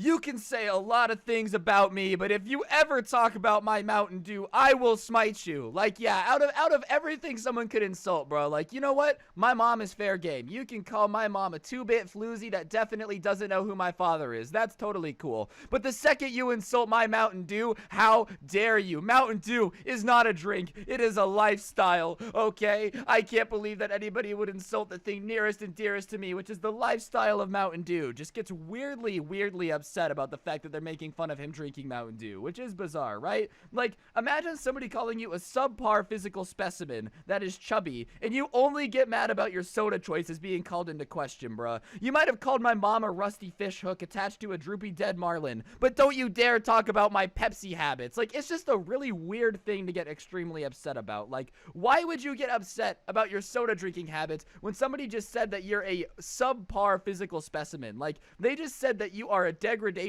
to the human species, and you're only mad about the fact that they called your Mountain Dew Code Red gross? So at this point, there's a scene. They're obviously up in each other's faces, screaming at each other about each other's soda choices, just the ultimate insult, which is, I don't like the way that you drink your soda. Yeah, once you say that, it goes too far, apparently. I don't know what's going on at this school, all right? I would much rather have somebody make fun of my favorite soda than make fun of, like, my mom or my brother, but I guess in certain places, hey, certain things are just too far, bro. So the teacher calms down the situation, and that basically makes Felix think that he won, though. Like, he got up in this black belt's face, and the black belt didn't fight him, mainly because the teacher was like, hey guys, keep a friendly reminder that if you get in a fight, you're gonna get in a ton of trouble. But in Felix's mind, that means that he won, right? Like, he's like, oh yeah, I won the battle. Anyone who insults my soda choices gets immediately roasted by me, the god, Felix, the ultimate roasting god, alright? People might try to 1v1 me in a rap battle, but the truth is that I, as Felix, the black belt that I am, will single-handedly destroy the army of Genghis Khan. Like, just got this massive ego because the teacher broke up the argument. So he starts, like, bullying his classmates with this 2-liter bottle of Mountain Dew in his hand, right? Like, he's basically picking on them, doing everything he can to make them miserable, and basically, Felix had a mom that was a bit of a Karen and would cause problems, so nobody really messed with him. But like, at one point, he starts hitting kids with this 2-liter bottle in the PE locker room. Just very not dope things, Imagine going to school, feeling like you're gonna be safe, bro. You're just chilling in gym class, getting ready to run a mile or something, and then this fat kid walks up and just starts swinging a 2-liter bottle of Mountain Dew Code Red at you. Like, what are you even supposed to do to that, man? School's supposed to be a safe place, and this guy's walking around like an obese diabetic knight, except instead of a mace, he has a 2-liter bottle of Mountain Dew. Rip little Jimmy, he could have withstood a hit from a 1-liter, but the 2-liter was too much. Rest in peace. Like, I don't even know what to say, man. If I was at school and somebody started trying to swing on me with a 2-liter bottle of Mountain Dew, I would be so confused, so perplexed. This is not what I signed up for when I joined the 8th grade, okay? So basically, Felix goes on this,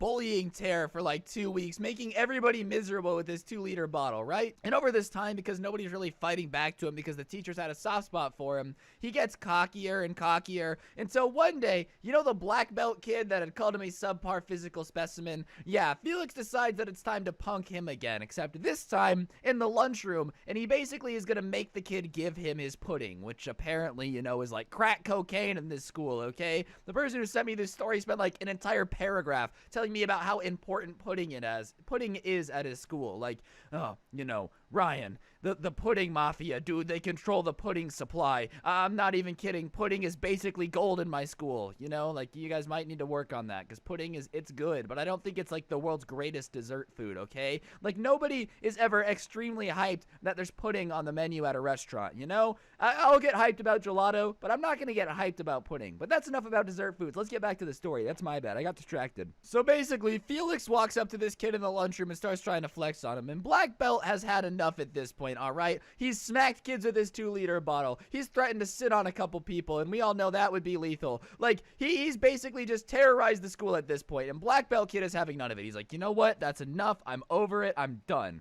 So I guess they like started fighting, and it's at this point that the person who sent me the story actually walked into the lunchroom and basically sees this commotion, runs over, gets to the front of the pile, and what he sees he described as what would happen if a redneck made a kung fu movie, which is a pretty good way to describe a fight involving a 2-liter bottle of Mountain Dew. So I guess that they were fighting, and at one point Felix decides that the only way he's gonna win is by throwing the 2-liter bottle of Mountain Dew at this kid. So he throws it, and obviously does not have a very athletic throw. Felix is not Tom Brady out here dropping dimes to wide receivers in the end zone. He doesn't throw it very well, which is obviously, like, what did you expect? We all saw that coming, that he wasn't going to be extremely athletic. But I guess the bottle goes flying over the other Black Belt kid's head, breaks on the wall, and just, like, gets code red everywhere. So there's a code red explosion, and then they just start fighting each other. But the only problem is Felix very obviously isn't a black belt. It's fair to everyone at this point, because he's basically just trying to hug this kid and like drop him to the floor with the amount of weight that he has. Like, he's like, ah, crap, I'm not gonna win if we actually fight. So he's just hugging this kid,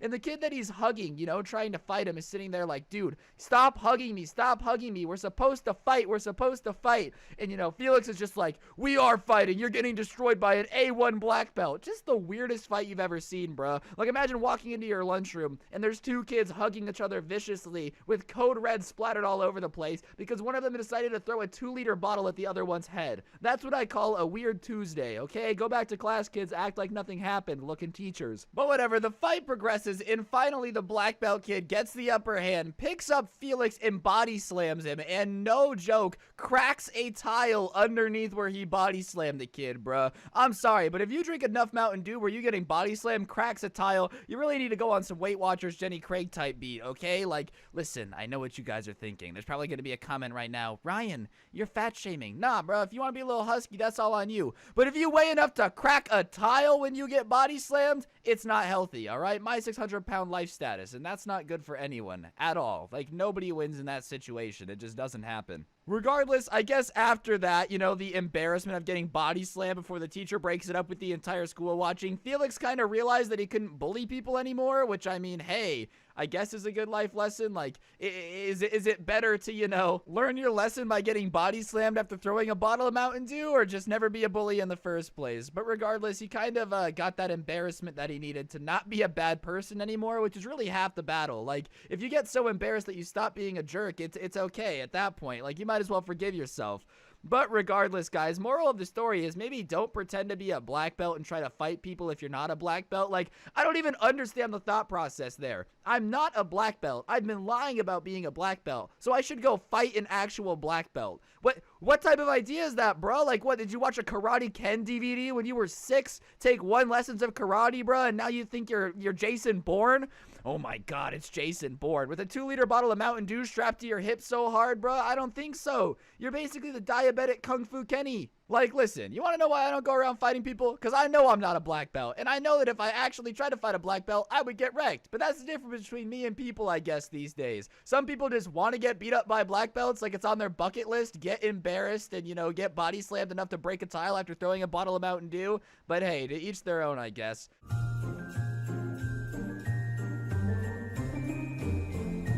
Guys, today we're going to be talking about a cringe lord herself. This girl's name for the story, I'm going to call her Abigail, because her real name, I don't know. I feel like if I say people's real names, it makes the story a little too mean, because I say really mean things when I'm telling a story, and I don't want anybody to feel bad. Yes, I'm going to roast this girl for the next, like, 10 minutes, but, you know, bear with me, okay? I'm a nice guy at heart. One time, I actually gave a kid in Minecraft 3 diamonds so he could make a pickaxe, so I'm basically the Pope at this point. But enough with the dilly-daddling, enough with the scourgity-doo, let's get into the video. So, in high school, there's a group of cringy people. Everybody has like 3 or 4 cringy groups, and chances are we're all actually a part of a group that makes somebody cringe in some way. This girl was not one of those people. This girl was a social outlier. She didn't really have like a group that she belonged to, probably because nobody really liked to hang out with her, if I'm being honest, because she was just the most annoying, unbearable person to ever exist. And I know that sounds harsh, but, you know, I wouldn't say it unless it was true. I'm the type of person when I tell stories stories about people I fought, I don't really think they're bad guys. So if I'm saying that this girl was cringy and annoying, you know I'm telling you the god to honest truth. This girl was the type of girl that was somehow a blend of the weird horse girl we all know with the Tumblr girl and Pinterest, which just sounds like the most unbearable thing to ever exist, and that's because it was. Like, I followed her on Instagram because she followed me first, and I was trying to keep that ratio golden. You know what I mean? Like, you know, somebody follows you and you don't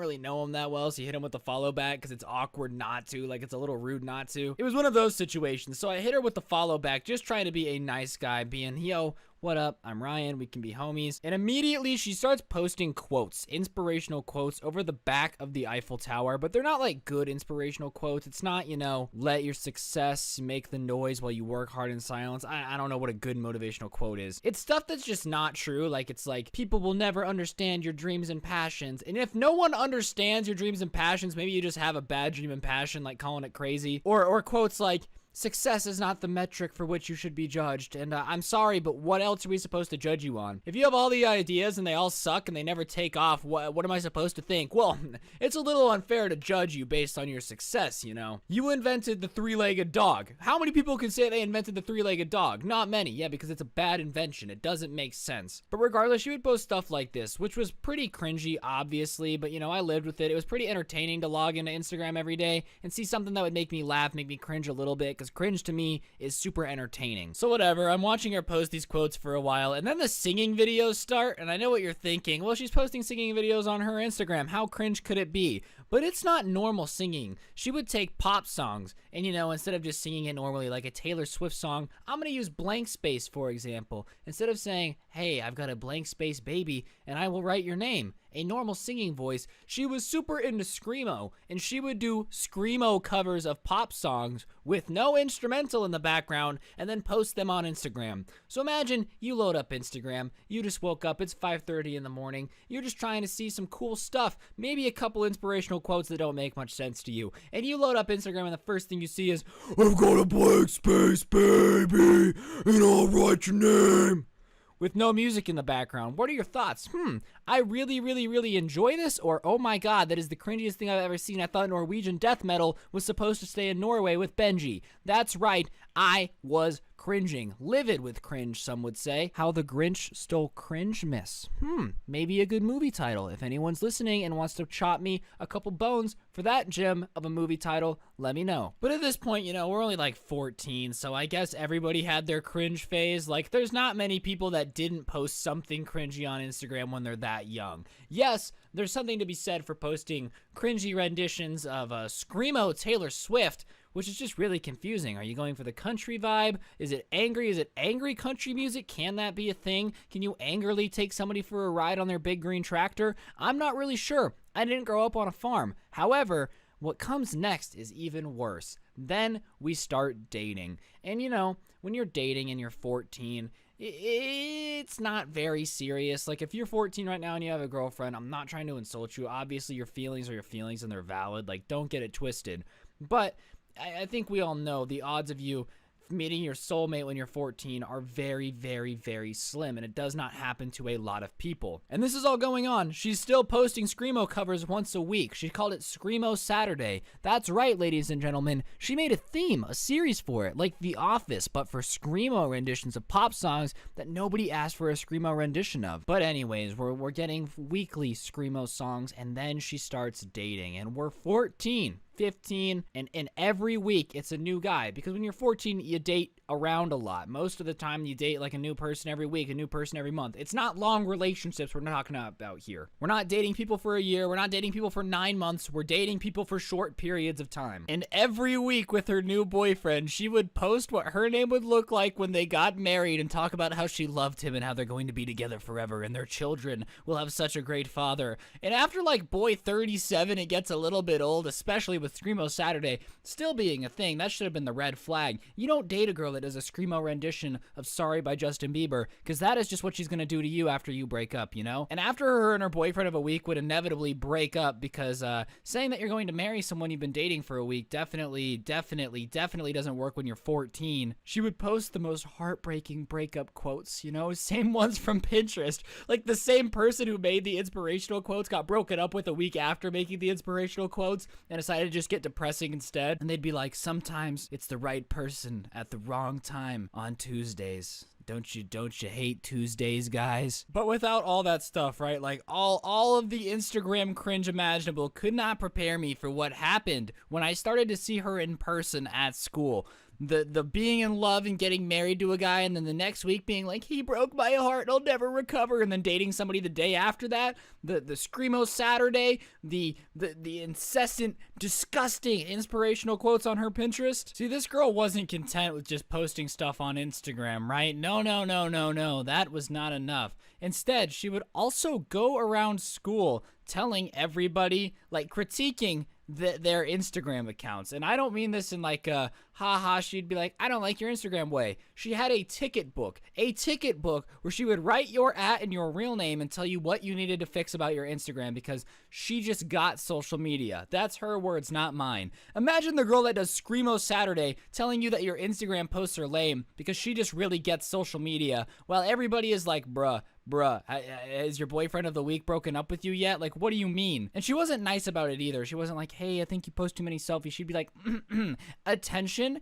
Instagram ticket going to Ryan because he posted a picture in the same shirt twice. That's right. That's a big no-no on Instagram. And I would be like, wait, first of all, I don't care if you like my Instagram, you weirdo. Second of all, Screamo Saturdays aren't even that good. Surprisingly, I never got a ticket, guys. But imagine Screamo Saturday girl walking up to you telling you that your Instagram sucks while also being in love with every single boy that's ever given her attention ever. From now on, I'm going to go and just comment on everybody's individual Instagram, be like, Instagram ticket goes to.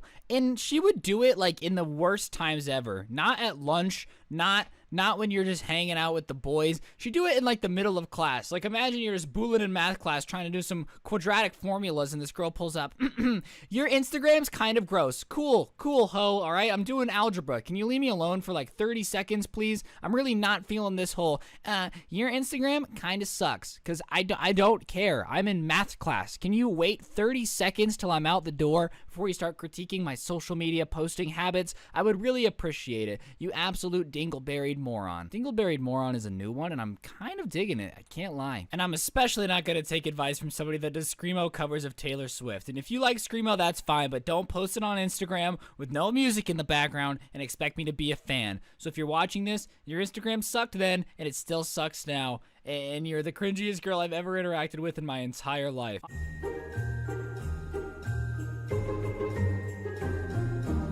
So my brother's in middle school, which means it's a very awkward time of your life. You know, middle school actually is the worst part of school. I know what you guys are thinking, but high school is so much harder, and that's true. But the problem with middle school is everyone's going through puberty, everybody's awkward, everybody has no idea who they actually are as a person, and therefore it actually might be the worst school experience of all time. And most middle schoolers are awkward. You know, most middle schoolers definitely haven't come into themselves and who they're going to be forever yet. And I volunteer at my brother's school to just help his teachers do things around the classroom, and, you know, I kind of stay low-key about it. I'm usually in the front office just doing things for principal's aid and stuff, but I volunteer there once or twice a week. And there was a kid I had an encounter with that actually might be the cringiest person to ever exist. And like I said, middle school is pretty rough, so if I'm admitting that this person is super cringy, then you gotta know it's pretty bad. And just to paint a picture of this kid, he's about 4'3" in middle school, so he's mega short, alright? Like, the first time I saw him, I thought a gnome popped out of the cut out of a platform 9 3/4 and was really just walking around this middle school. I genuinely thought a dwarf popped out of Dungeons and Dragons and was pulling up to the middle school ready to do a quest. And that's how short this kid was, you know, like goblins were real. And that's not what makes him cringy, but it's what he does with his height that makes him cringy, you know? The first time I ran into him, he was standing outside of the principal's office waiting to get yelled at for trying to sneak into the girls' bathroom, you know? I don't know if he thought his height like made him invisible. He was like,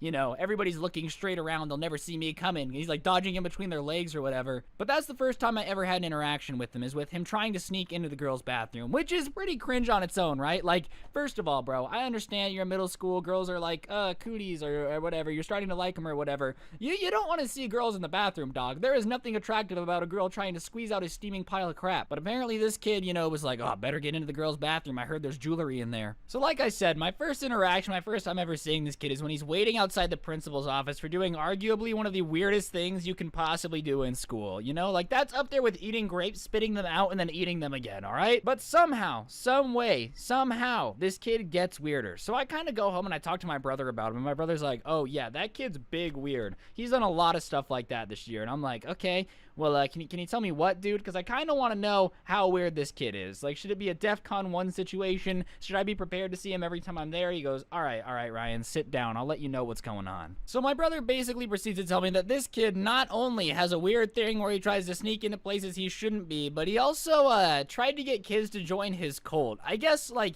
he was convinced that the Ender Dragon from Minecraft is real, and there was a portal somewhere in China. So this kid actually believes the Ender Dragon from Minecraft is booling around China somewhere, just sitting back relaxing, and he was trying to convince kids at school that they should all crowdfund a trip to China and go meet the Ender Dragon. And if you believe an Ender Dragon is real and that he's the god of the universe and is currently living in Beijing, you might be crazy. But my brother proceeds to then tell me that that's not the worst part of this story. You know, it's one thing if you're gonna believe the Ender Dragon is real and living in China, but it's another thing that this kid has a biting problem, and anyone who would tell him that it's ridiculous that the Ender Dragon was real and that it definitely wasn't living in China, he would bite. Like, you know what, man? I know you disagree strongly with my idea that a Minecraft character is somehow the god of the universe and living in China, but instead of respectfully disagreeing and going about my culty ways, I'm just gonna bite you on the ankle. Like, dog, are you kidding me? This kid's the size of a chihuahua. If he bit me, I would just, like, punt him. I'm not even kidding. I'd drop kick this kid so far, I'd get recruited to the NFL to be a punter for the Detroit Lions, you know? So whatever. So far, I've learned that this kid is a biter who has a weird thing for Minecraft mobs that don't actually have any power in the real world, you know? Call me crazy, but I don't think the Ender Dragon is actually kicking around Beijing, making all the decisions there, you know? Like, who does China have to thank for their great economy and job growth? Yep, the Ender Dragon, you know? He bulled out there in 2009 when the full version of Minecraft released and has been just running things ever since. So whatever. Kid's in a cult, you know? Kid bites people, yada, yada, yada. It can't get worse, right? Right, Scrubby? The next time I go into his school, though, I'm sitting there, you know, stacking some papers, just coolin'. I don't know what other words rhyme with coolin', but I'm sitting there, and the kid walks in escorted by not one, not two, not three, but 4 teachers, all of them keeping their distance and just kind of telling him where to go. So, obviously, this kid has half, you know, the Secret Service escorting him to the office. That means he probably did something pretty bad, because 9 times out of 10, if you're in middle school, you're like, go to the principal's office, and that's the end of it. But this man's got a full bodyguard unit walking him around everywhere, dog. I'm surprised he wasn't in handcuffs in an orange jumpsuit, because the teachers that were escorting him actually looked terrified of the kid. And I don't know how you're terrified of something that's 4'3", you know? It's not like he's a goblin that can turn invisible.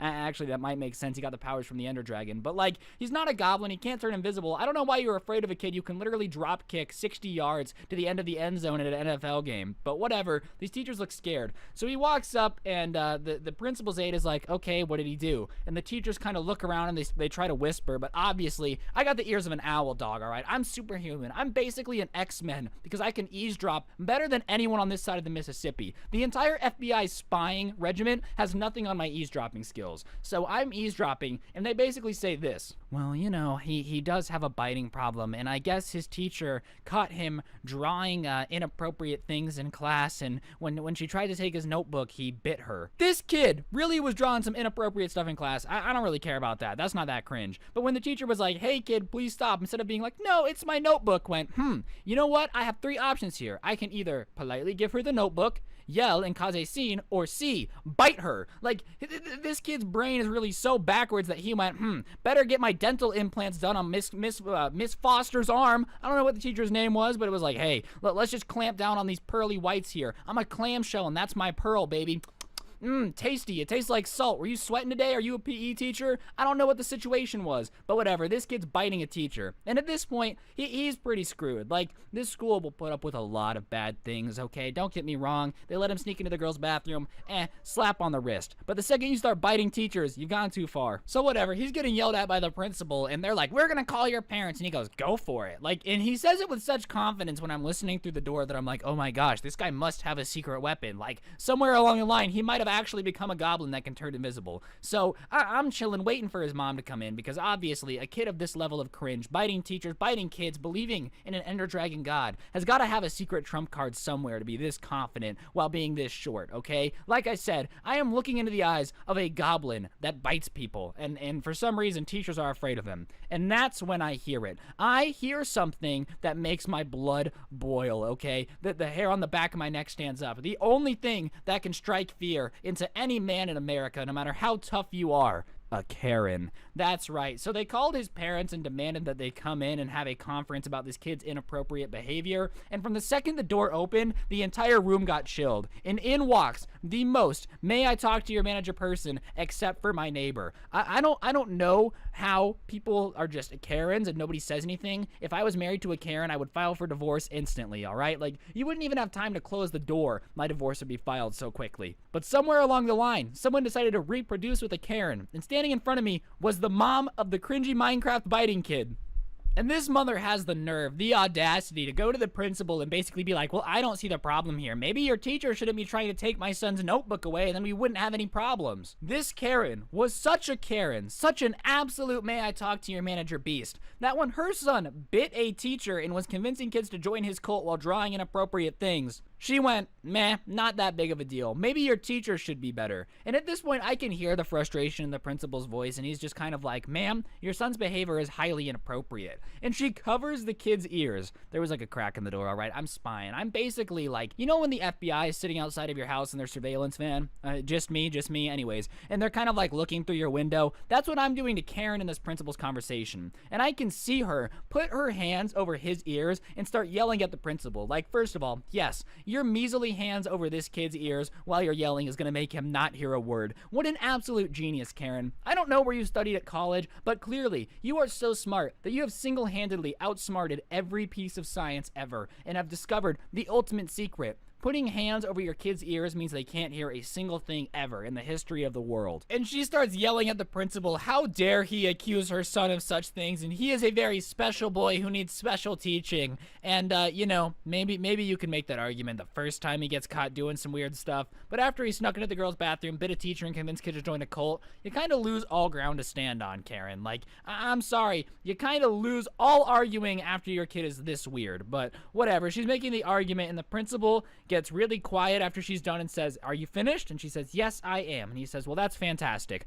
I agree. Your son needs special teaching. That's why we're expelling him. He is no longer welcome at our school." And the mom starts screaming, "How dare you? You will be hearing from my lawyer." Why do Karens always go for the lawsuit, dog? Like, all right, sue me, whatever. It's better than dealing with Karen. I would rather get sued 30 times than ever have to have a Karen's kid at my school. Because, you know what? I feel bad for the kid. Obviously, the kid's got some issues he needs to work through. Obviously, it's very cringy for what he's doing. And I'm not saying he's innocent. But when you have a mom like Karen, that's why you're messed up, dude. Like, no wonder the kid's a little weird. His mom is screaming at principal saying, "How dare you call my son anything but a princess?" That's my frustration noise. That's how frustrating it is to watch Karens exist. So obviously the mom is freaking out, and the principal puts his foot down. He's like, "No, you're done." And the poor kid is crying at this point and is like, "Mom, stop. It's okay. And it was just really awkward as they left because they were both like being weird. And the mom's yelling at everyone she can, like anyone who got in her way. She's like, "Excuse me." Like, she was not used to losing. But, you know, sometimes talking to the manager doesn't work, Karen. It backfires and you get your kid expelled.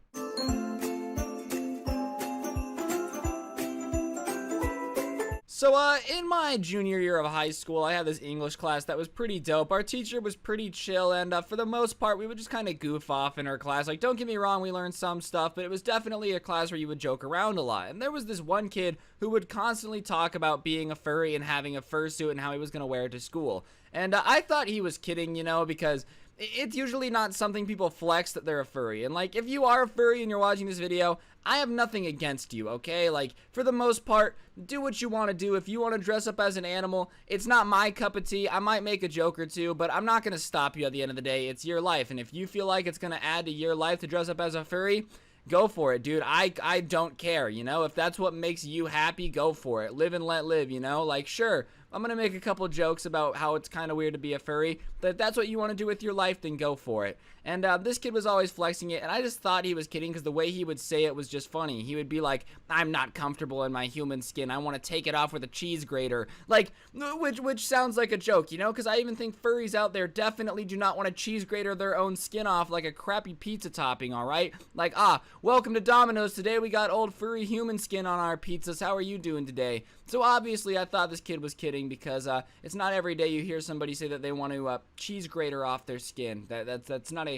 common colloquialism up in high school. Whatever, this kid was definitely weird in other ways too. It wasn't just the fact he was constantly talking about taking his skin off with a cheese grater, alright? This is one of those kids that, I don't know what it was about him, but he just had to always have the edgiest thing to say. I'm sure you guys have a friend like this, you know? Like if we're in English class talking about poetry, he would get up and talk about how he writes poems to battle his depression, like, you know, and look, I get it. People go through hard things. People experience a lot. But when one second you're flexing the fact that you want to cut your skin off with a cheese grater, and the next second you're flexing the fact that you write poetry when you're feeling sad, these two things, one of these things is not like the other, you know? It's just not. And beyond that, he would also just make it really hard to be friends with him. Like, he had this complex that he was smarter than everyone, you know? So you would try to be nice to him and try to have a normal conversation with a kid, and it would usually end with him calling you an idiot who doesn't understand the intricacies of life.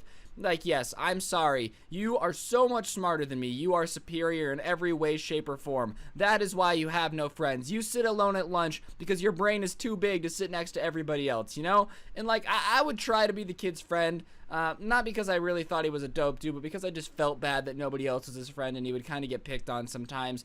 Then he would just make it really hard. Like, he would call me an idiot and act like there was no way I could understand what he's going through because it's just complicated. I have the problems of an animal and a human. And I was like, all right, dude, well then, I guess you don't need me to be your friend, you know? So it's not like this kid was the type of person where people would just pick on him for no reason. He definitely was a little bit of a douche canoe Daniel, you know? And, being a furry and asking to chop off your skin with a cheese grater does not help your situation when it comes to people picking on you. So we had this day coming up, and it was essentially career day. I don't know how to explain it. It was like basically you dress for the career you wanted, you know, if that makes sense. So you would come to school dressed as a lawyer if you wanted to be a lawyer. You'd come to school dressed as a doctor if you wanted to be a doctor. I'm not really sure what it was supposed to do, like inspire the youth or whatever dumb teachers think. You ever notice that teachers do this thing where they act like it's super inspirational to like do things that make no sense, you know? I remember my teacher would make us write letters to professions that we wanted to be like, as if, you know, that was going to inspire us somehow to be a lawyer.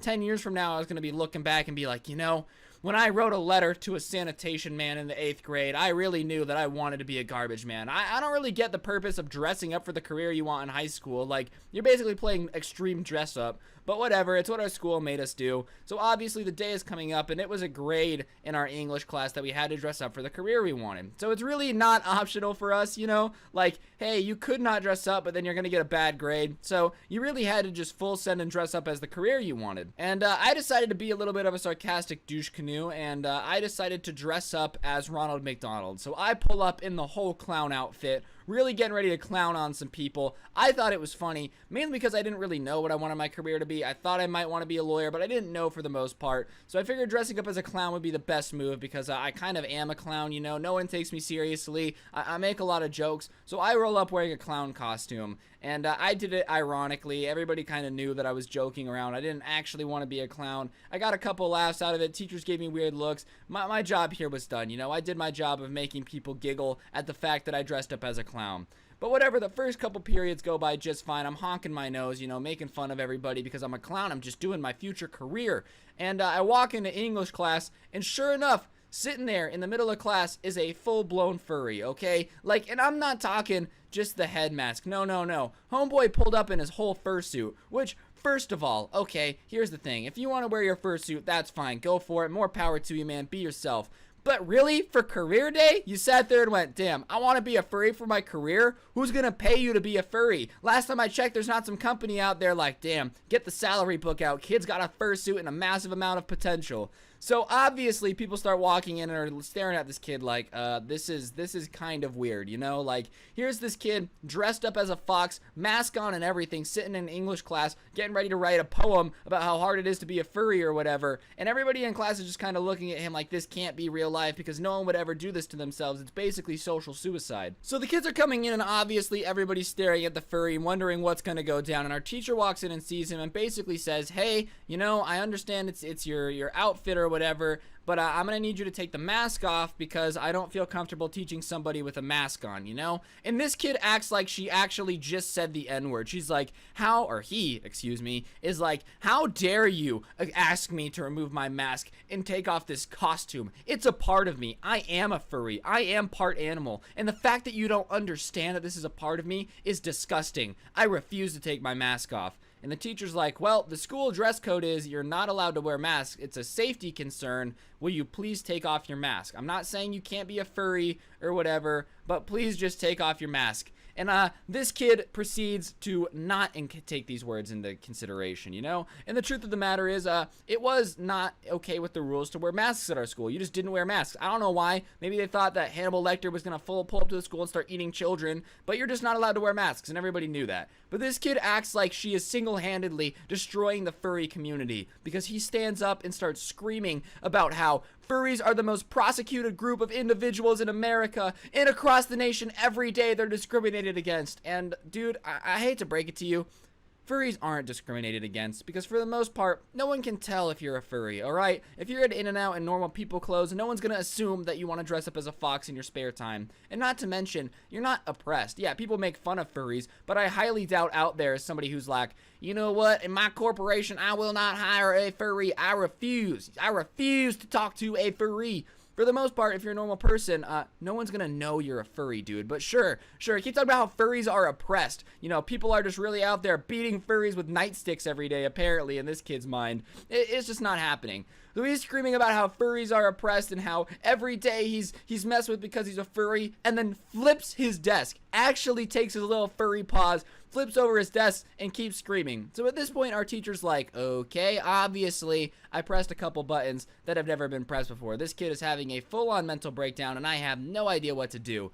So she calls the office security guy and basically is like, yeah, I have a kid in a fox costume freaking out. And when she says fox costume, furry boy with all of his might screams, it's not a costume! Yes, that is right, man. You are actually a fox. Keep being that delusional dude who legitimately thinks that he became an animal overnight by wearing a costume. So, the security guy pulls up to the door and he's looking in. I don't know what he was expecting, but it's not every day in high school where you hear a call over the radio that you have a rabid animal freaking out and flipping over desks. So, he walks in and he's like, whoa, I wasn't expecting an actual fox. And the kid doesn't say a word. He growls like an animal and just charges this security guard full speed ahead. If the kid had teeth, I'm pretty sure he would have chomped down, maybe tried to get a chunk out of the guy's arm or something. So obviously our security guard is a big dude, just kind of is looking at this weird frail skinny kid in a fox costume charging him full speed and just proceeds to put him in a headlock.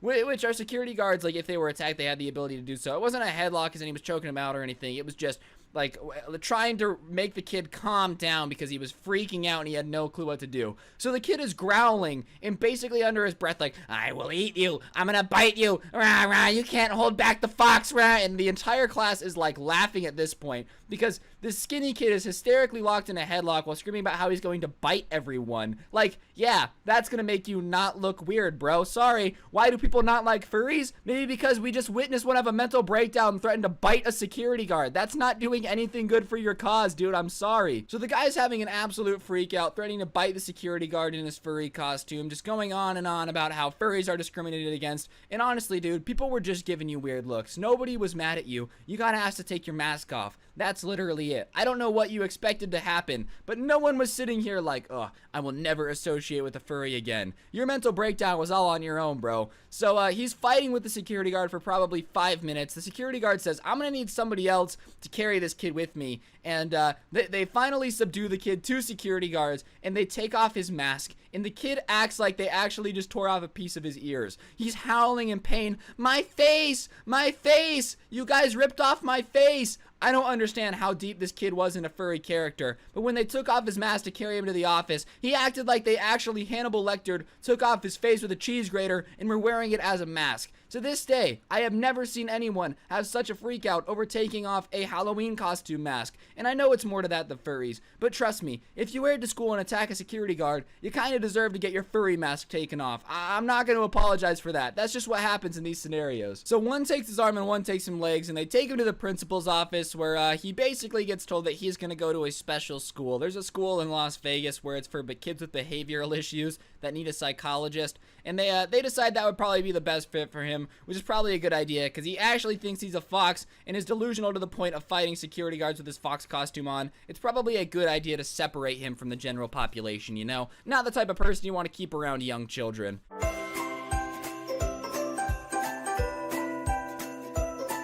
So in high school every year, my school would put on a talent show, generally found to, you know, figure out what kids had talent and which ones didn't. And of course, I don't really have any talent. I play video games and talk about stuff on the internet. That's by far my biggest talent. So I was never involved in being in the show, but I had a lot of talented friends that could play music and do cool stuff, and they would always be like, hey Ryan, can you come to the show and support me? And I'm not gonna say no. If my friend wants me to come support him while he's showing off his talent, absolutely, no problem. So this year was no exception. My friend was playing guitar in the talent show and was like, hey Ryan, you know, it'd mean a lot to me if I came, and I was like, yeah, for sure, man, that's what she said, but I'll definitely try to stop by and watch the talent show, no problem, because that's what you do. You support your friends, and if you don't support your friends, you're kind of a bad friend. So the night comes and I head into my school's auditorium ready to, you know, watch some talent shows, see what my school has to offer in terms of people with naturally good abilities, and hopefully have a great time, get a good story out of it, because my friend would win or something, I don't really know. And what I found was so much better than just someone playing the guitar, ladies and gentlemen. So as I was walking in, they handed out this little brochure that had everybody's talent and what their show was gonna be and who they were. And about halfway down, 3 acts after my friend, was the Minecraft Club. You see, my school was super open to having clubs. They thought it made them look better to like school boards and whatnot, so basically any club that anyone wanted to make, the school would just let you do it. And a group of kids that I'm gonna politely say were nerds without using a different word decided that they were gonna start a Minecraft Club. And every day after school, they would hang out in this teacher's computer lab and play Minecraft for hours at a time. And they were pretty much a meme amongst the school. They would always do really funny things at the Minecraft Club that were pretty cringy, and most of the people in school, like, they were pretty harmless, but you know, it was just kind of something we would laugh at amongst ourselves that the Minecraft Club was a real thing at our school. And now they were doing a show in the talent show, which meant I just couldn't ignore it anymore. I was going to be faced with the hardest decision of my life. Do I laugh? And the description for what the Minecraft Club was going to do at the talent show was the live world of Minecraft. And I knew instantly that this was going to be a classic, take a picture for my cringe compilation material. So for the beginning of the talent show, I am waiting in patient anticipation of what I can only assume is going to be the greatest thing I've ever seen. So it comes and goes. My friend does do a really good job. He's great at guitar, really talented guy. I'm pretty sure you're watching this. Great job, bro.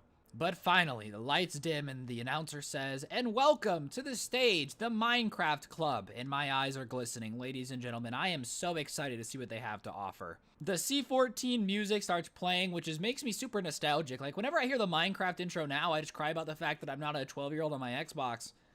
But at the time, I was hyped. And out crawls, and yes, I mean crawls, a kid wearing a pink painted cardboard box that looks like a Minecraft pig, and he is on all fours crawling across the stage. And at this point I am like, this is going to be the greatest thing I've ever seen. Because let me paint this picture for you. Here you are in an auditorium filled with people waiting to see talent, parents, grandmas, everyone, and on stage you as a 17-year-old fat kid in a cardboard box painted to look like a Minecraft kid crawling across the floor like some kind of snake demon from the game Doom, okay? That is the situation we're in. So of course, I'm already trying to contain my laughter, and it's really difficult. Like, you tell me watching a 17-year-old kid crawl across the floor in a pig costume isn't hard not to laugh at. And if you can't say that, then you have no sense of humor, and you kind of deserve whatever comes to you, because you have no soul, because that's the funniest thing I could ever imagine. But it doesn't just end with a kid crawling across the floor on a pig. The music's playing, and out walks a kid in full-blown cardboard Minecraft Steve armor. Well, not armor, just in the Minecraft Steve suit with a microphone, and he goes, "Gee, what a strange world. I sure am glad that I have my friends here to craft with me." And out walks 3 more kids, all wearing Minecraft skin renditions of themselves. Keep in mind, this is high school. It's not middle school. It's not elementary school. All of these people can basically drive, and they are wearing Minecraft costumes on the stage. Also, how bad for the kid that was the pig. Like, imagine your kid comes home, Mom, we're gonna be in the talent show for Minecraft Club. You're like, oh, that's so great, honey. What are you? Well, most of them are gonna be people, but I get to be the pig, and I don't get to talk. All right, son. All right. So whatever, these Minecraft characters on stage, and they start going through a day in the life of Minecraft. They're punching trees, and the entire audience is just silent because, like I said, most people in the audience are parents, grandmas, people there to support their dear Aunt Sally. But there is a super loud corner of the auditorium, and I look over, and it's the parents of all the kids in Minecraft Club, and they're clapping and applauding and laughing at the play-by-play narration, which is basically a Let's Play going on live in front of us. So, of course, I'm trying not to laugh because this is by far the cringiest thing I think I've ever seen in person. So for the next 10 minutes, I have to watch these kids break down Minecraft. There's full set design, by the way. This was not a small production. There's trees that they're punching and pulling blocks out of. They're talking about mining diamonds. And in the culmination of it all, ladies and gentlemen, the finale, after watching this for 20 grueling minutes of kids in Minecraft costumes going back and forth, the pig never left the stage. Poor kid didn't even get to say anything other than oink the entire time. They go through the end portal, and they all hold hands with their little block arms and go, all right, guys, together on 3. Friendship is key. And at this point, I can't hold it in anymore. I'm laughing. The people in my row are looking at me because I look like a terrible person. They said friendship is key, and I start giggling. But I mean, come on. There are people wearing Minecraft skins on stage talking about how friendship is magic, like a bad episode of Barney the Dinosaur in like 2015. And you expect me not to be giggling, all right? This is hysterical. This is the greatest thing I have ever seen. I wish I would have filmed it. If I had film of it, I would put it in the video right now. So I'm laughing hysterically. They jump in the end portal, and out comes, hanging up on wires, a fake ender dragon made out of paper.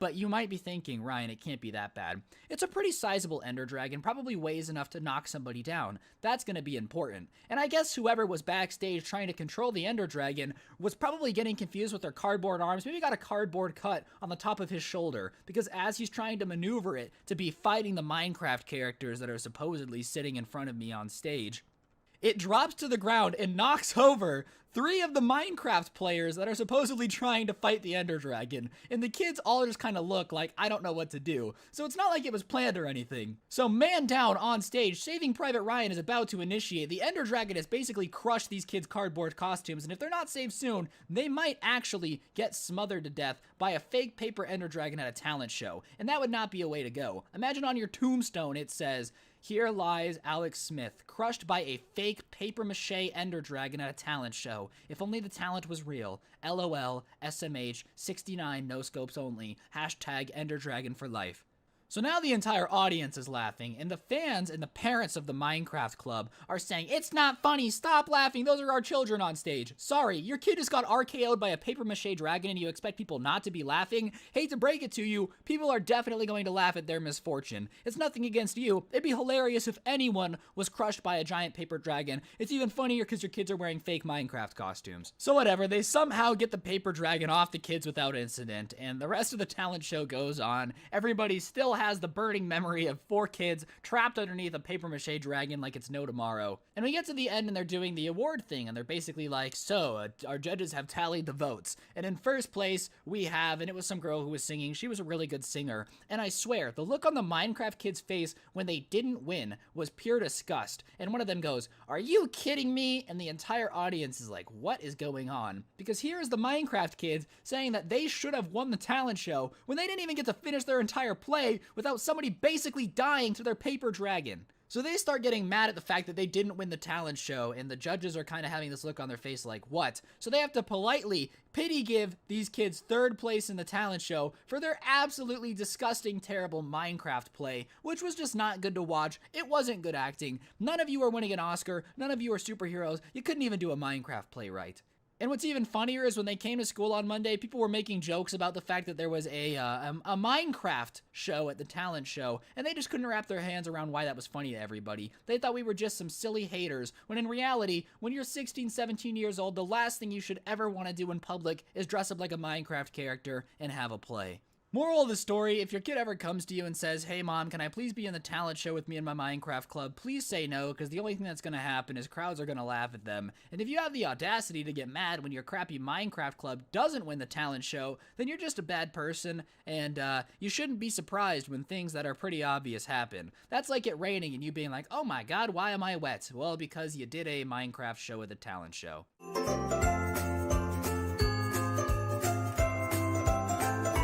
So a little bit ago, I was hanging out with my friend and his girlfriend, and we were talking about r/nice guys, which is this subreddit where it's a bunch of neckbeards that are just like, think that they're owed things by women because they're just nice, and we were all laughing about it, talking about how cringe it is, and she tells me and her boyfriend that she had a crazy guy that she had to deal with in college that basically stalked her, and that's why she moved to our city, because she needed to switch schools to get away from him. And we're like, what?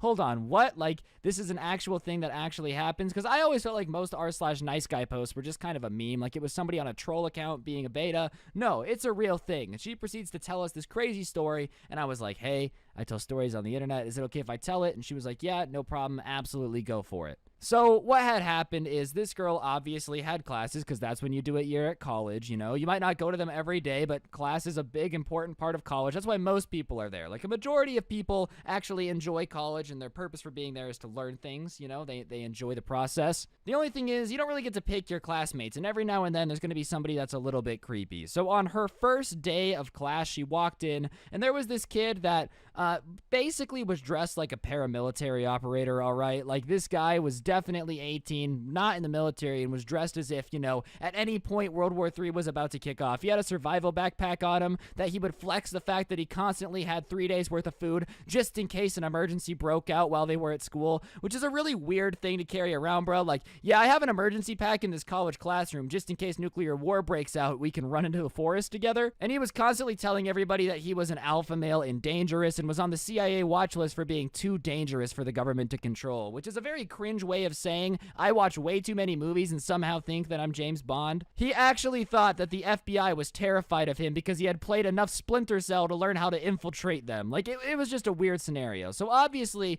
there's this weird guy, and she doesn't really talk to him very much. There's no reason for them to interact. It's not like there's this fantastic place where people are, you know, just hanging out all the time. They weren't really hanging out, but they just had a class together, so she kind of had to interact with him. And while she would actively avoid him as much as humanly possible, there was definitely one time where they were forced to interact, and from there it was all downhill. So obviously there is a situation called group projects. I don't know why teachers like them so much, because group projects are actually the worst. There's always one person that decides that group projects are just lame and they're not going to do any work. One person who's a control freak that does absolutely everything. And it's just, group projects are never fun. I don't know why teachers do them so much, because the truth is group projects suck. But regardless, she's assigned in a group with the dangerous military kid. The kid who's like on the FBI watch list. They're looking out for him at any given time, because everybody knows that people in the FBI are terrified of kids that carry survival packs around their college just in case nuclear war breaks out, all right? Like, James Bond who? Okay, we have Ned Flanders over here, who's an absolute savage carrying around his military survival pack around his college, you know, area while hitting on girls. So she gets into a group with him, and she's like, oh, okay, this is probably not going to be an extremely fun group project, which is probably the right way to think. You know, I'm not saying that you should judge a book by its cover, but if the cover is always flexing the fact that it's the most dangerous person in the room and could literally get rid of everybody with a pencil in their hand, you probably have a reason to be a little bit concerned, you know? Like, hey kid, you're not the Joker. This was the type of kid that would definitely, like, praise the Joker. The Joker was an inspiration to kids like me all across this country. You're like, yeah, that's not a good thing. That just kind of makes you a little bit of a psychopath. Anyways, they're in this group together. So whatever, they meet up for the project, and he shows up with flowers to a group project, and it wasn't just them two in the group, and he hands it to her and he says, for a group cannot be complete without flowers in the prettiest woman's hands. And the worst part is, there were other girls in the group, bruh. He really went, nah, you ain't pretty enough to give flowers to, you hunk of hut. Like, I ain't doing anything with you, okay? This only goes to the pretty girl. So she gave the flowers to her, and she's like, oh, that's very sweet, thank you, you know? Like, it's a little bit bizarre to get handed flowers when you're just trying to work on your group project, but hey, apparently that's something that some people do. They're just trying to give flowers out in the group project. And he says that it's a tradition. Like, apparently when group projects first became a thing in history, you were supposed to give flowers to the prettiest girl, which has gotta be a lie, because I just feel like that's so unnecessary, bro. Like, who was sitting there? you know, it is in fact a British tradition to give flowers to the prettiest girl in your group project. Like, that's just not true, bro. I'm pretty sure Neckbeard Boy was just trying to sound smart. He was like, yeah, I'm cultured. I know a lot of traditions. So whatever, the entire time they're working on this group project, he's like uncomfortably hitting on her, right? Like, he's like, oh, yeah, well, I'll tell you guys what, this group might be great, but, you know, she's so pretty. Like, just weird stuff. And it's making her a little bit uncomfortable because she's like, hey, man, look, I appreciate the compliments. I appreciate you thinking that I'm pretty. I'm trying to get this group project done for our college assignment, so if you could just not keep hitting on me and distracting us from work so we can get this done, that would be great. But whatever, he keeps hitting on her and makes her very uncomfortable, like the entire night when they're working on the project. So that night is coming to an end, and he's like, hey, let me walk you back to your apartment. And she's like, no, it's really okay. Like, I don't really need an escort. I know how to get home. It's not that dark. Plus, you're really creepy. He's like, nonsense. I'm walking my date home. And she's like, dude, we're not on a date. And he says, yes, we are, you know. Regardless of whether or not it was school assigned, I can feel the vibe that you're super into me. So, like, I know this is a date. And she's like, well, the vibe you're getting is wrong because this is not a date, bro. And he's like, yes, it is. Like, this is a date. And she's like, no, it's not. And he keeps arguing with her, yes, it is, which, you know, I'm going to give you guys all this little tip, all you boys out there. If you're on a date with a girl and she says, it's not a date, I don't like you, you might just want to say that it's not a date because it's less embarrassing to do that than it is to be like, oh, no, yeah, we're definitely dating 100%. When, trust me, she's just not that into you, bro. So whatever, he starts to get mad at her because she says, no, we're not on a date. And he's like, you stupid women are all the same. I don't know who you think you are. You have the right to turn down a nice guy. Like, I've been nothing but nice to you. I don't understand why you don't want to date me. And she's like, well, I mean, yeah, you've tried to be nice. You're coming on a little strong, though. And even then, I don't owe you anything just because you're being nice. He's like, that's not true. Girls owe it to nice guys to give them a chance because you guys never do normally, which, I mean, bruh, girls don't really owe you anything, okay? I don't care how nice you are to Susie. She does not owe you a date. Like, that's not an actual thing. And so at this point, the girl is fed up with being nice, and she's like, look, I don't like you. I don't like you. We're never going to go on a date, so just let it go. And he looks at her and says, we are going to date. There's nothing you can do about it. I'm going to make you mine. Like, you are going to date me. You don't have a choice. And she's like, wait, what are you talking about? I have a choice. I'm not going to date you. You're creepy. You're weird. Leave me alone. I don't want to date you. And he's like, no, you're going to be mine. Like, I don't care if I have to stalk you. You're gonna be mine. And I think he would thought that was endearing, you know, that she was gonna be like, oh my god, really? You'd stalk me? You'd risk going to prison for me? That's so sweet. But in reality, it just made her go like, wow, this guy is actually a psychopath. Like, no joke. He's an actual psychopath. So whatever, he calls her a bunch of mean names and basically says that she's an idiot for not dating him and she's gonna ruin his life and yada yada yada. This is gonna be the biggest mistake she ever made. Like, usual nice guy stuff. / you have to date me because I wasn't a jerk to you type beat, you know? And so this is all going on and she's like, whatever. So she gets home without him walking her home and she thinks that's gonna be the end of it, right, bruh? Well, she wakes up the next day and when she goes outside to like start walking to class, the guy is standing there and he walks up to her and says, I'm sorry about last night. I didn't mean to be so mean. I'm gonna walk you to class. She's like, no, I don't want you to walk me to class. Like, you're creepy. You threatened to ruin my life because I wouldn't date you yesterday. No, like, I don't want you to walk me to class. I really don't. And he's like, well, you know, you owe it to me. Like, I'm a nice guy. You owe me a chance to redeem myself. And she's like, I don't owe you anything. And keep in mind, this is like outside of a dorm on a college campus. So it's starting to get hustling and bustling out here, right? Like, everything's starting to get a little active. And Neckbeard Boy is getting increasingly agitated, right? At this point, he's like, no, you owe me a chance to date you. And it gets so loud and so obnoxious that people that are walking by walk up and are like, is everything okay here? And he's like, yes, this woman just doesn't know her place. And like, she needs to give me a chance because I've been a nice guy. And obviously, people that are walking up are definitely not giant fans of this guy saying that women owe him for being nice. That like, oh yeah, she owes me because I was nice to her, right? So everybody like breaks them up and she thinks that's the end of it. He's like, whatever, I'll see you in class. She's like, yeah, no thanks.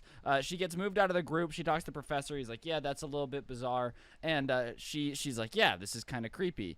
Well, apparently he didn't get the memo because the next day he walks up to her when she's chilling in like the cafeteria area and starts yelling at her, why did you get removed from the group? Like, that was the way we were gonna bond and connect. That was the story we were gonna tell our kids when we got married. Like, you know, call me crazy here, but maybe low-key stalking a girl is not the best way to get them to want to marry you, you know? I'm not an expert, okay, I don't have a wife, but I can tell you right now, the way you get girls to want to marry you is not saying that they have to marry you, otherwise you're going to, like, ruin their grade and stalk them forever. And so at that point, he would basically harass her whenever he saw her, but she started learning his schedule and she would avoid him. She never reported him, which is weird to me. Like, call me crazy here. The second somebody is standing outside where I live threatening to, like, make my life miserable is when, you know, I'm just not down for it.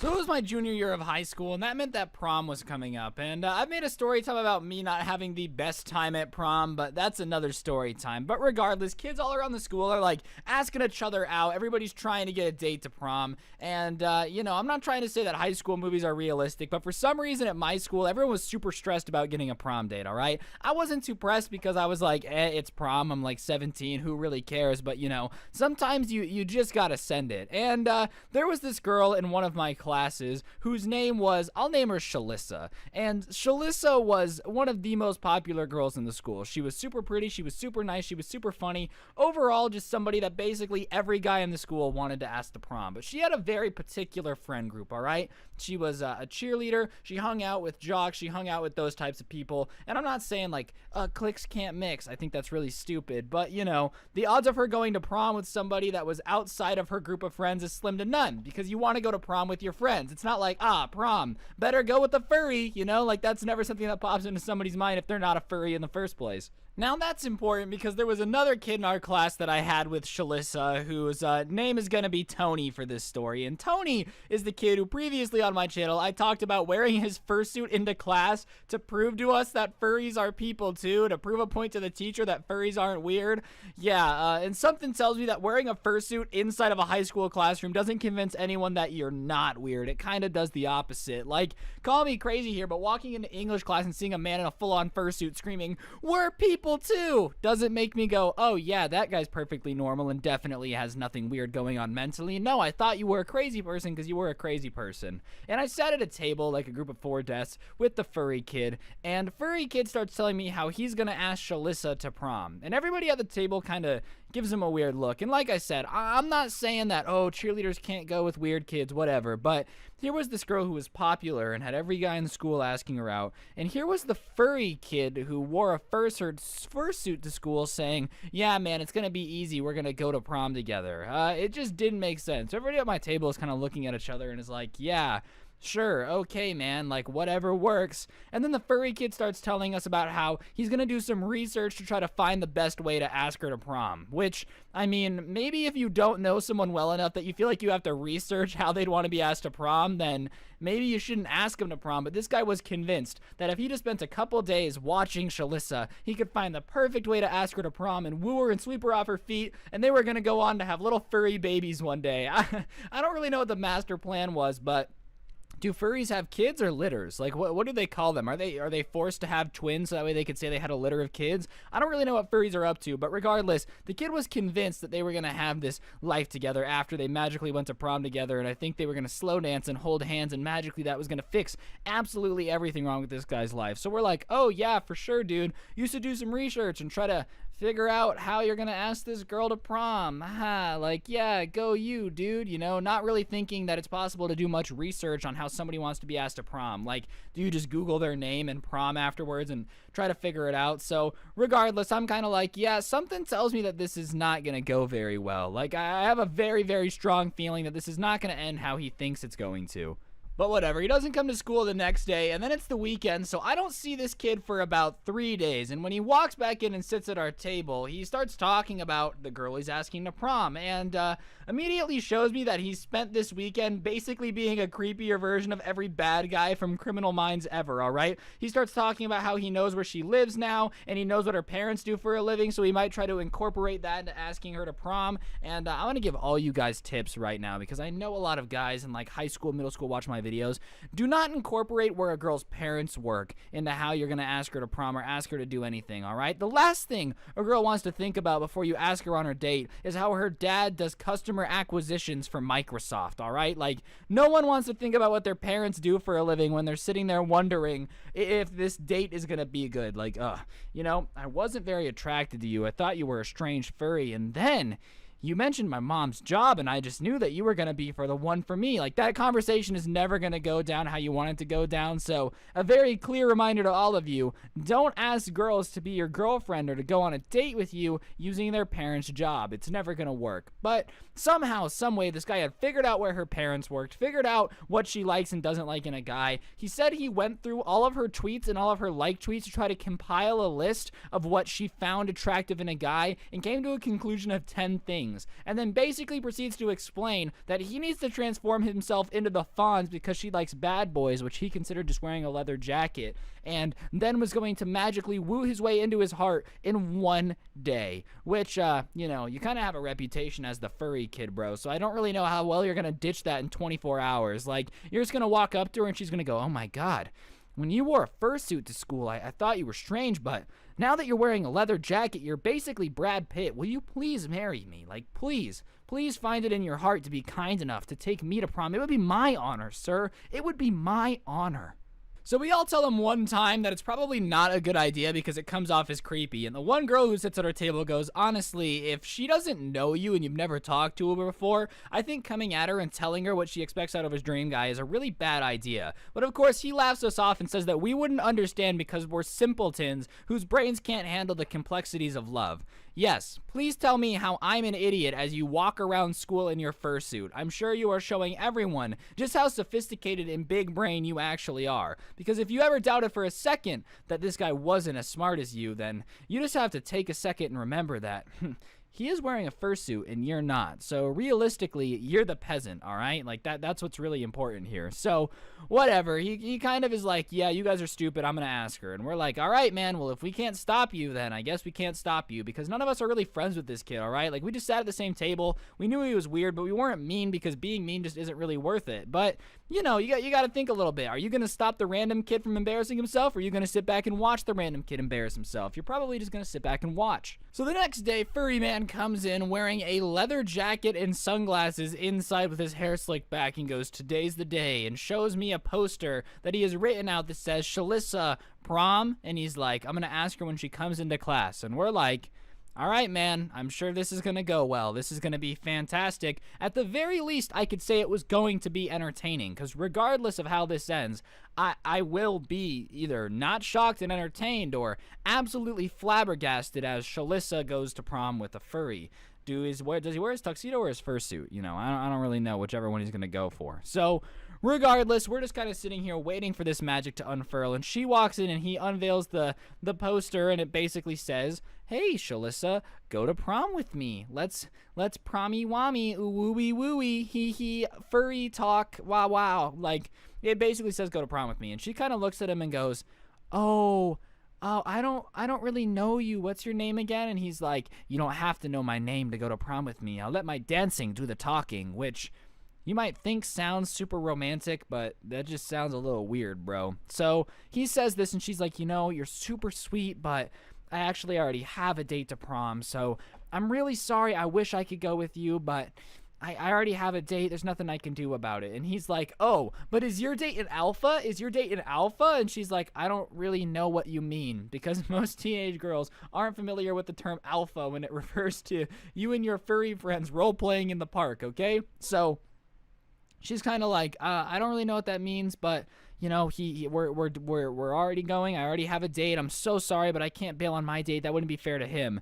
And this guy starts talking about how he's going to fight her date because it's not fair that pretty girls always go to dances with dates instead of giving guys like him a chance. So now we've gone from furries to r/nice guys sitting out here just doing his absolute best to make himself the least attractive person to ever exist. Like, you want to know how to make sure that you're going to get it rejected? You get rejected and you don't accept it, and you just keep telling the girl no, she has to go with you, and you don't care if she already has a date because it's her obligation to date date you for some reason. I don't really know. I wasn't following too well, but that's what this guy is saying. So she said no, and he won't stop freaking out to the point where our teacher comes in and he's still yelling at her that she has to go out with him. So the teacher gets involved and starts asking what's going on and basically tells the kid that he has two options. He can either leave the class or leave her alone because she won't tolerate this guy being a weirdo over the fact that this girl rejected him. So he does what any sensible normal person would do and decides to leave the classroom because he refuses to be disrespected, as if this girl had any obligation to go out with him in the first place. Like,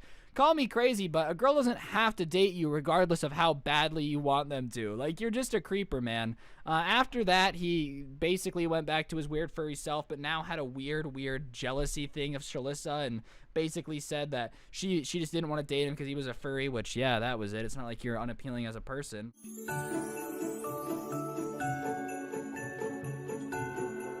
So just to give you guys a picture of these kids, they were the type of kids that would hang out before school across the street smoking cigarettes, wearing like black trench coats, and just being super edgy, you know. Life is nothing but a meaningless pit of despair. Hits a cigarette like, all right, Rebecca, your dad manages a hedge fund, all right? You might want to chillax a little bit. He might take away your black Mercedes, but life is just really so hard, I'm sure, you know. You just needing to pretend that you drink blood is super edgy. And they would just say stuff like during classes and whatnot that was so funny. I was in honors English, and I had a few vampire kids in my class, and it was a pretty sizable group. It was like 10 or 15 kids, so I had 2 of them in my class. And we had an assignment where we had to write poetry. And of course, you know, I was writing joke poetry. Like, I've just always liked to make jokes. It's always what I've done. So I wrote a joke about being a wizard and like casting spells to turn people into pigs. I don't know. It was a dumb poem, right? It was just something silly. And then right after me, you know, Rebecca gets up. Of course, you couldn't call her Rebecca. Her vampire name was like some Transylvanian shit, like Zacharath or whatever. I don't really pay attention.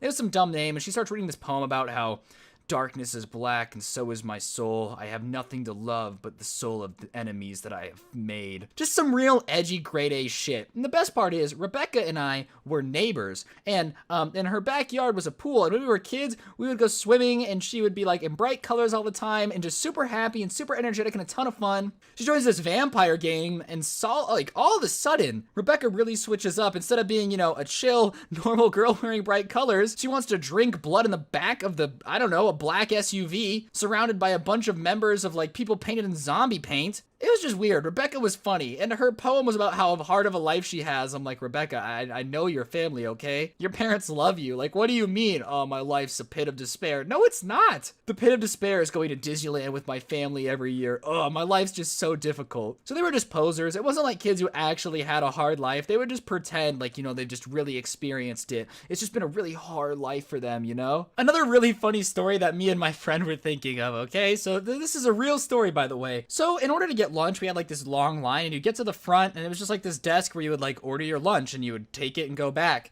And of course, you know, these edgy vampire kids were always the people that you wanted to stand behind the least. But one day, me and my friends are standing behind them, and they get to the front, and they were like, do you have any vegan options? And the lunch lady's like, no. And they're like, wow, so you just hate animals, you know, like, whatever. Here's what's funny. If you guys are vampires, you're drinking animal blood. You think that's vegan? You think they just drain the blood? Like, hey, Mr. Pig, can I borrow an ounce of blood so I can drink it later? No, that's not how vampires work. Second of all, this lunch lady is serving you lunch. Do you think she really has time to hear about your vampiric ass complaining that there's no vegan options on the lunch menu? But regardless, they start trying to argue with the lunch lady about why there should be vegan menus. Like, yes, I'm sure the school district is really going to take the lunch lady's concerns super seriously. She's going to pull up to the PTA meeting like, there was some guys that were sitting there, you know, and there was these vampire kids that were like, you should pick vegan. And I really think that we should get vegan options on the menu. And of course, when the lunch lady tries to explain to them that she doesn't have control over the menu, they start complaining about how, like, the lunch lady should be doing more to help the students. Like, these kids were so cringy. Who complains to a lunch lady that there's no vegan options and is like, you're not doing enough to help the student body? It's not her job to help the student body, dumbass. And these vampire kids, on top of just annoying lunch ladies and making up poems about how hard their life is when it's not hard at all, would have like these meetings behind the school, you know, or across the street where they could smoke cigarettes, where they would just say weird shit. And people would, you know, come to school and just talk about what they would hear as they were passing by. And they would like talk about like, if you had to drink one person in the school's blood, who would it be? Who has that conversation? Who's just sitting there looking at a bunch of kids going to high school and is like, I bet you her blood tastes real good. Like, do you understand how awkward and how weird you have to be to think about that. Oh man, I personally wouldn't like her blood. It seems a little clunky. As for that guy, his blood looks like it runs all the way to the hills, man. I bet you he would be absolutely delicious. I have no doubt. And you couldn't argue with these vampire kids because they were like a wolf pack, all right? If you messed with one, you messed with all of them. I remember one time there was this kid who fought one of the members of the vampires, and I'm not even kidding you, like he swung on the kid in the trench coat. By the time everyone turned around, it was like a bunch of bats had congregated around this kid. It was just black coats everywhere. They're all swinging on the kid, fighting him. And if you tried to argue with them, they would just like mock you. They really thought it was a really good arguing technique. If you were like, why do you think you're a vampire? Why do you want to drink blood? Like, why do you want to do this? They'd be like, no, bro, like we're a pack. And they would just mock you. Like, oh, why do you think you should drink blood? It's a valid question, Jeremy, all right? Your mom's a chef. Why do you feel the need to drink pig blood when you could have a fresh cookie? I don't understand. I don't get that option. I would pick the cookie every single time, but you're a weirdo. You do weird things, I guess. I don't know. It's just something so cringy about a bunch of rich white kids pretending they're vampires and like they have a hard life. There's just something so awkward about it. And like I said, you know, they would write these poems, they would do all these things, and like for some reason our English teachers would feed into it and be like, wow, these kids are really just different in expressing themselves. No, Miss Smith, the kid pretending to be a vampire isn't expressing himself, he's weird, and you telling him that he's unique and cool for it isn't gonna help him out. Like the teachers would encourage it. And you know, I'm just gonna put this in perspective. We had a problem in our school. We couldn't wear the number 63 on any sports jersey because we had this joke, me and my friends, that we were, you know, 6'3" gang. That's another story time, right? But regardless, they would like be like, oh, you're a gang, you can't wear that jersey number. But these kids smoking and drinking blood and talking about which student's blood they want to drink were perfectly cool. That was allowed. No issues there. Perfectly fine to just be hanging out, chilling, drinking people's blood all day. But if you wore too many jersey numbers, whew, no, guys, that's highly inappropriate. You cannot do that. But the ultimate story of these vampire kids, the one that just really made me giggle like there was no tomorrow, is going to be the last story of the video. So these kids wouldn't use normal social medias. Like when I was in high school, Twitter and Instagram was cool. But for some reason, these kids were just like, nah, that's too mainstream. We're still going to use Facebook. Whatever, bro. Mark Zuckerberg, write all your weird wolf shit. Or vampires. Wolf, whatever. Vampires. Even then, so whatever, we get into this, and they had this Facebook group where they would talk about stuff. And of course, everyone would wonder what's going on in the Facebook group. There was tons of rumors that they were like planning to drink people's blood, or like that was where they would plan weird, I don't know, vampire stuff, whatever. So of course, we make this fake Facebook profile and just for months are constantly trying to get into this group. And then finally, one day, my friend gets his fake account into the group. And I'm not kidding you, reading these messages was like getting on the inside of the most emo, edgy kids of all time. These kids would write paragraphs on paragraphs every day about how much they hated their parents and how life was so hard. And no joke, as I said at the start of the story, a lot of these kids were driving like brand new black Mercedes, or parents would take them to Disneyland every year. Just the type of stuff that you were like, your life's not hard. It's not hard to be a spoiled rich girl, right? So what my friend did is he screenshotted every single one of these posts of them just complaining about their parents, how much they hated them, how their mom was a bitch, all this stuff that they would say about their parents, and like their parents loved them. That's all their parents had ever done. Takes the screenshots and then sends it to the kids' parents, of course, right? And it's the funniest thing because all of a sudden these kids start showing up to school, not longer in black trench coats, no longer in any of this. Come to find out, they didn't know who leaked them from the Facebook group, right? So we're reading the posts, and I guess when they got posted, the parents were like, if you want us to keep paying your car insurance, if you want us to keep doing all this stuff for you, then you have to be normal, like no more vampire shit. Meaning that these kids were such posers that the first time that their parents were like, hey, no more vampire drinking blood stuff, they were like, okay, Dad, I'm sorry, please don't take away my car, I'm sorry, Dad. And I mean, if you're that much of a poser that you're willing to throw away what you supposedly believe in, that you're a vampire or whatever, in 30 seconds when Dad's gonna take away your Mercedes, you're just such a fake person. And it's just so funny that they would post paragraphs and paragraphs complaining about how easy their life was. Like, it's so hard to be me, guys. Me and my black Mercedes just really have a hard time getting along. I'm basically Edward Cullen from Twilight with worse hair.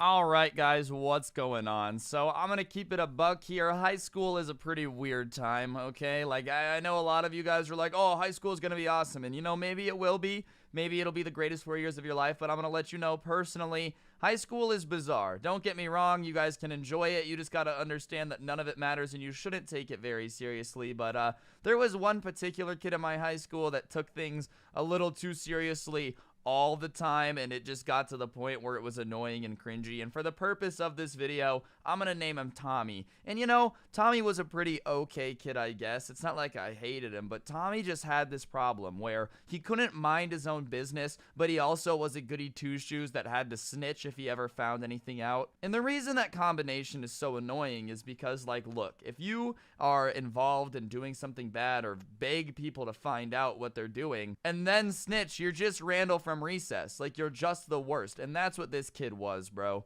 I'm gonna be honest, I said he was pretty cool. He wasn't. He was just straight up lame all the time. My first experience really with this kid was like on one of the first couple days of school. I was talking to one of my friends, not him. I was not talking to this Tommy kid. I was talking to one of my friends, and I think I said something like F that, but I didn't say F, like I said the actual word. I'm not gonna say it on YouTube because I like to get paid, but you know, in person, I don't really care. So I just said F that. And, you know, he leaned over to me from another table, a table away, and said, please watch your language. Like, that was the type of kid we were dealing with. And listen, if you don't want to swear, that's none of my business. I don't care. But, like, don't lean over from another table when I'm not talking for you and tell me what to say. So I looked at him that first time. He told me to knock it off, and I was like, I'm not going to do what you tell me to do, so how about you mind your business? Which, yeah, a little strong, but is fair. And he, like, gave me this look and rolled his eyes as if, like, I was dumb, you know? And he said, you do realize that swearing is the sign of someone being uneducated. Yeah, that's right, Tommy. I'm a moron, bro. I said the F word and my IQ points literally dropped 80%. And if swearing does make your IQ lower, then I'm already, like, brain dead, so there's no reason for me to stop swearing now. But he was just, like, snitchy and judgmental and weird, but the real cringe comes in from the fact that this kid would do stuff like that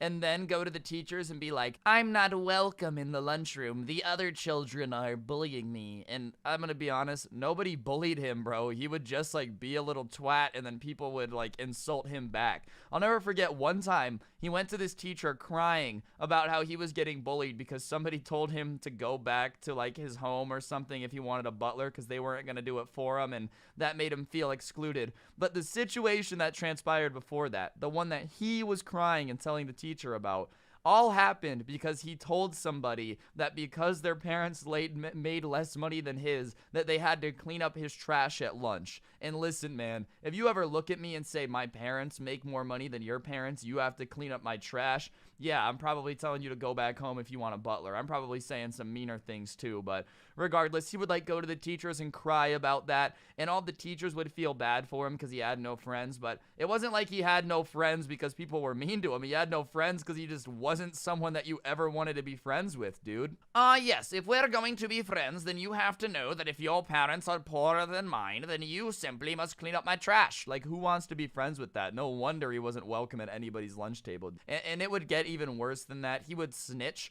on literally everything. Like, I already told you that, but an example of something, like, so ridiculous that he snitched on. One time in PE, I remember we were playing, like, basketball or something, and somebody, like, dunked, right? You know, we were on a different size hoop. We could lower the hoops. We had this blacktop, and basically the way it worked is, like, at this end towards the school there were normal size hoops, and as it went down the hoops got a little bit smaller, and at the end was like 8 feet tall hoops. Well, the rule was if we dunked, we weren't allowed to hang on to it. Well, somebody dunked and literally hung on for maybe 3 seconds. And this Tommy kid went to the PE coach and told him that we were breaking the rules, hanging on the baskets, and how we were going to break them, and how we were repeatedly breaking the rules. Keep in mind, we only broke them once. And the coach got all pissed and was yelling at us, and the next day, that 8-foot hoop had been raised to, like, a normal-sized one. And it was like a fun thing in the school, okay? Believe it or not many people in high school can throw dunks on a regulation-sized basketball hoop. So he got the small hoop removed because he lied about us breaking the rules on it. And it's just like, dude, who cares if people are hanging on the hoop? You just didn't have to snitch. It was so unnecessary. And that's why he would get picked on. And then, like, after that, nobody wanted anything to do with him even more, just because it was like, come on, you got the fun part of PE taken away. I'm gonna take a quick second and just ask you guys to press the like button and comment something down below. It helps the channel do better, and I'd appreciate it. And if you're new, why not subscribe and hit that notification button? I post videos like this every day, and you don't want to miss them. All right, sorry for being annoying. Back to the video. And the kid, like, turned it into how the whole school had it out to get him because he was just worried about our safety. Like, this kid was omega cringe. But the cringiest thing that I think I had ever seen him do, ladies and gentlemen, takes place during this lunch thing where like kids could go up and present something at lunch, and like nobody ever did it, okay, because it was weird to like get up in front of the class and demand that they stop what they're doing at lunch so they can watch what you were doing. It was a part of this initiative that our principal was doing to like showcase the skills of the school and show that some of our students have great skills, like some corny, principal stuff to make us believe in ourselves and whatnot. And this kid gets up in front of the whole school, picks up the microphone. Nobody's paying attention. He does the I'll wait thing. Keep in mind, this is a kid. This isn't a teacher. This is a principal. This kid is in the microphone saying I'll wait. So somebody yelled back like, all right, you're going to be waiting for a while, just because that was funny. And the kid is like snarling, not having any of it. And after the class, or like the lunchroom. It's not our class, it's everybody. Lunch was mixed, but like, after the lunchroom finally quiets down, this kid starts singing, bro. And it's not good singing. He's like singing like not she shanties. I'm gonna do my best rendition of the style of music that this kid is singing. He's like, oh, sometimes in the field. Like, he's just singing an old song that you would sing, while you're rowing down the Mississippi River to like take all your corn to market. It's just the weirdest thing. So everybody starts booing him. And when we start booing him, dude, the teachers come up and are like yelling at us that we have to support our other students no matter how weird their talents are. And let's be honest, the word talent is a little bit excessive considering this kid's singing skills. But personally, if I hopped up in front of the entire school and started singing she shanties and nobody liked it and started booing, I would stop. But this kid, is like, I'm gonna persevere and push through it, and kept singing songs for the rest of lunch while everybody was booing him, bro. The entire cafeteria is like, knock it off. We don't want to hear your singing. But, all the teachers are clapping every time he finishes a song and calling him cultured. And I hate the idea that these kids have, like, just because they like something that not everyone else likes, that they're cultured. You want to know why people don't listen to she shanties anymore? Because we invented better instruments, all right? Back in the day, when you had scurvy, you were singing whatever you wanted. But the reason that stuff went out of style is because it's way better to listen to Post Malone than it is to "Ye old man on the boat, say ho." Like, dude, nobody wants to listen to that. But he would tell everyone how much smarter he is for his she shanties, so he's singing them. They're awful. The teachers are hyping him up, which I hate when teachers hype up kids who just don't deserve the hype, dude. Listen, I know you want to be nice, but you know that this kid is garbage at singing too. We don't have to pretend.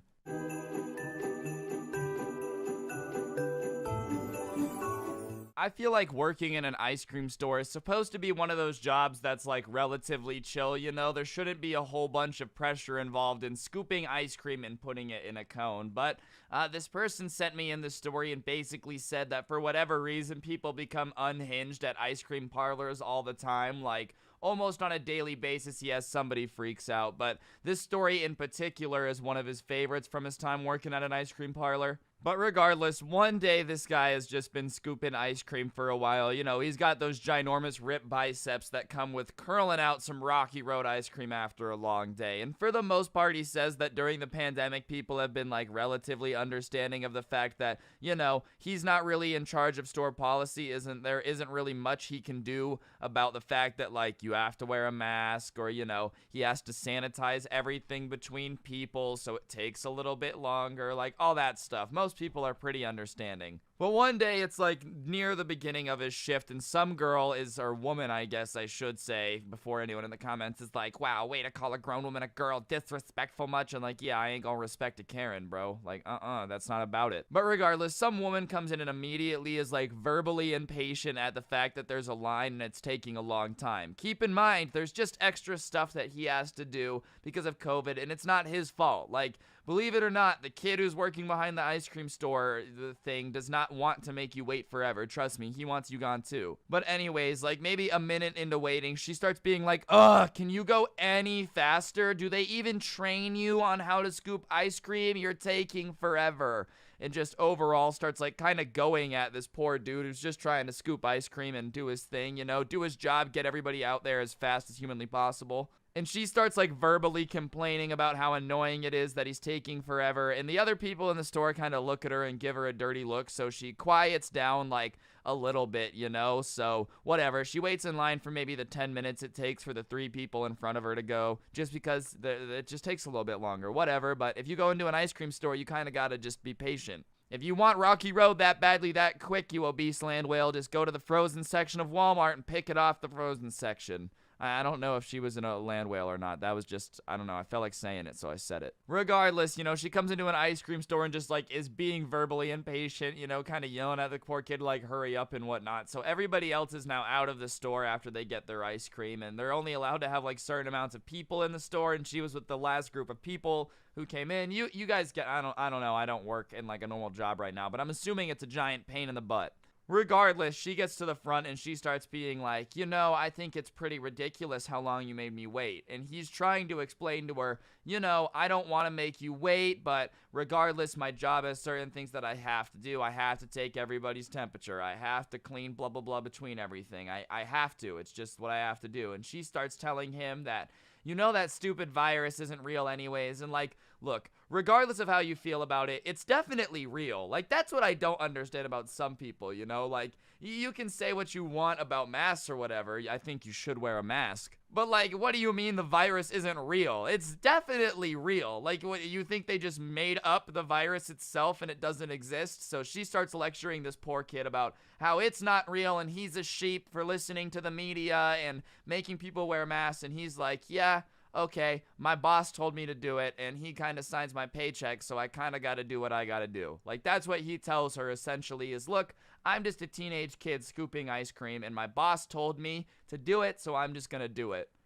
And then this lady starts going off on him about how he's like a spineless coward for being willing to change his opinion for money, and how money isn't worth sacrificing the freedom of others, and he's violating people's freedoms by following these rules. Like, going off on this kid who's literally like, nah, I just don't really care. My boss told me to do it, so I'm just gonna do it. And you know what? I agree that you shouldn't do everything for money. Like, there are certain things you shouldn't do for money, but no, if my boss tells me to tell people to wear a mask, I feel like I'm willing to do that for money. Like, that's a perfectly okay thing to do at your job. So he's just kind of sitting there like, okay, I guess I'm a spineless coward. I don't know what you want me to do, lady. I'm just trying to scoop ice cream. And so he gives her the ice cream, and she's like, well, what is this? And he's like, it's your ice cream. And she's like, you think I'm gonna take ice cream from you now? Like, I'm not paying for this. And he's like, all right, well, I already scooped it, so. And he like goes to take the ice cream back, and she's like, well, if you're just gonna take it back, then I'll take it. He's like, no, like, you gotta pay for it. And so she does what she thinks is a power move, and I can't believe this as I'm reading this in the DMs, dude.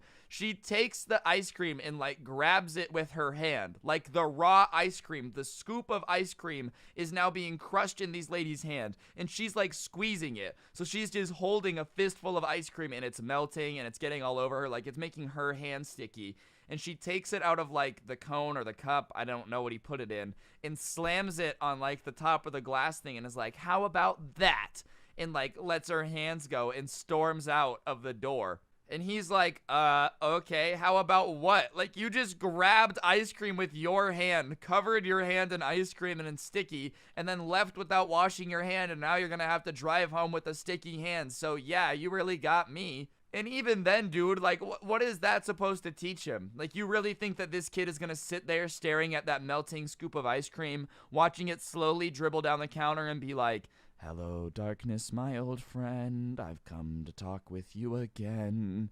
I used to believe in the coronavirus, and then a lady grabbed ice cream, and now I'm not sure if it's real anymore, so I will never wear a mask. Like, what is smashing ice cream on the counter and making this kid clean it really gonna teach him about being a man? But regardless, I guess the Karen just thought that somehow making him clean up the ice cream at his ice cream job was really traumatizing, even though it's not like he cleans up ice cream all the time. And keep in mind, he literally has to wipe down everything every time he serves ice cream anyways. So he literally was gonna have to clean it when the next person came in anyways. It was the most useless, like, gotcha moment ever, and all she did was make herself look like an idiot who doesn't understand that grabbing ice cream is not a power move. Nobody is intimidated by you just slapping your mitts on some ice cold dairy. Imagine the kid just immediately has a seizure from the amount of fear coursing through his veins as Karen politely like slams this frozen dairy onto the counter. Oh, everyone watch out, dude. Karen learned how to use her hands the way hands are used. Ah.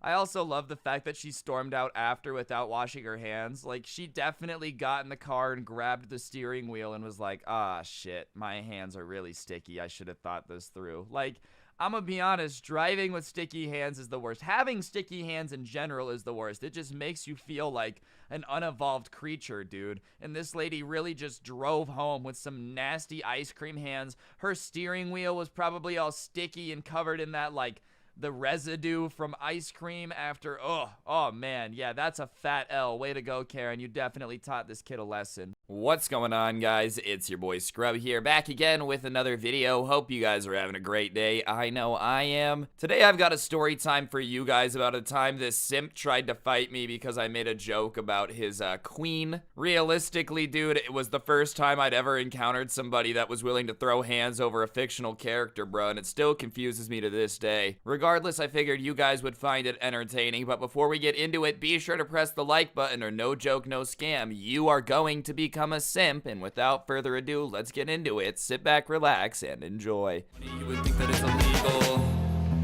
I'm getting quiet now.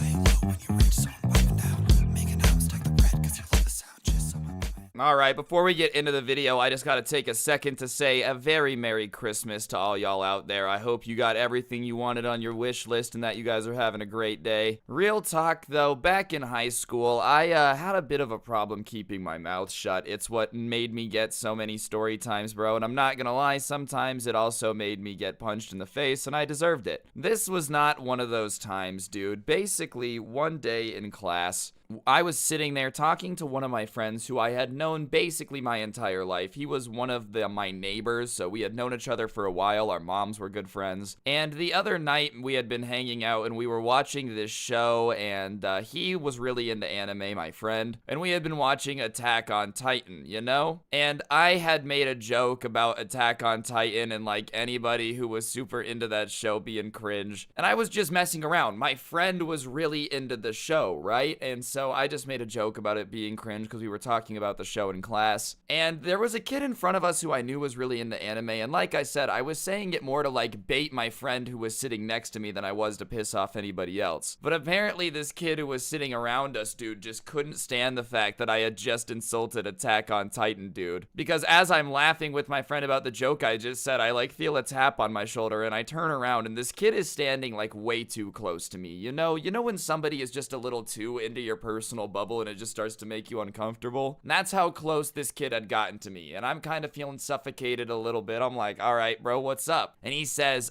excuse me, are you criticizing Attack on Titan? And I was like, yeah, I am, bro. What about it? He's like, that is me and my girlfriend's favorite show. And I was like, oh, okay, dude, I'm sorry. And he said, yeah, so when you say that everyone that watches it is cringe, what are you saying? What are you trying to say? And I was like, oh, well, my friend watches it. I was just making a joke because, like, most people who watch anime are cringe. Like, it was just a joke. That's not even true, bro. Like, I was just making fun of my friend. Genuinely, dude, I know a lot of people watch anime. It's not that I think if you watch anime, you're automatically cringe. I was just making fun of my friend, bro. The same way, like, my friends make fun of gamers when they're around me because I play a lot of video games. If you're messing with your dude, like, it doesn't actually matter. You know what I'm saying? Like, the boys are the boys. You're allowed to mess with people. If I make fun of Dark Dom for having garbage internet, it doesn't mean that I want him to, like, never be on the internet again. It just means that it's kind of funny to make fun of him for having garbage internet. So this kid is like, what are you trying to say? And I was like, dude, I was just making fun of my friend. And he's like, yeah, likely story. As if someone as stupid as you would even be able to understand Attack on Titan. And listen, I would not consider myself a weeaboo, okay? I'm not a massive anime fan. I've watched a couple of them. I've watched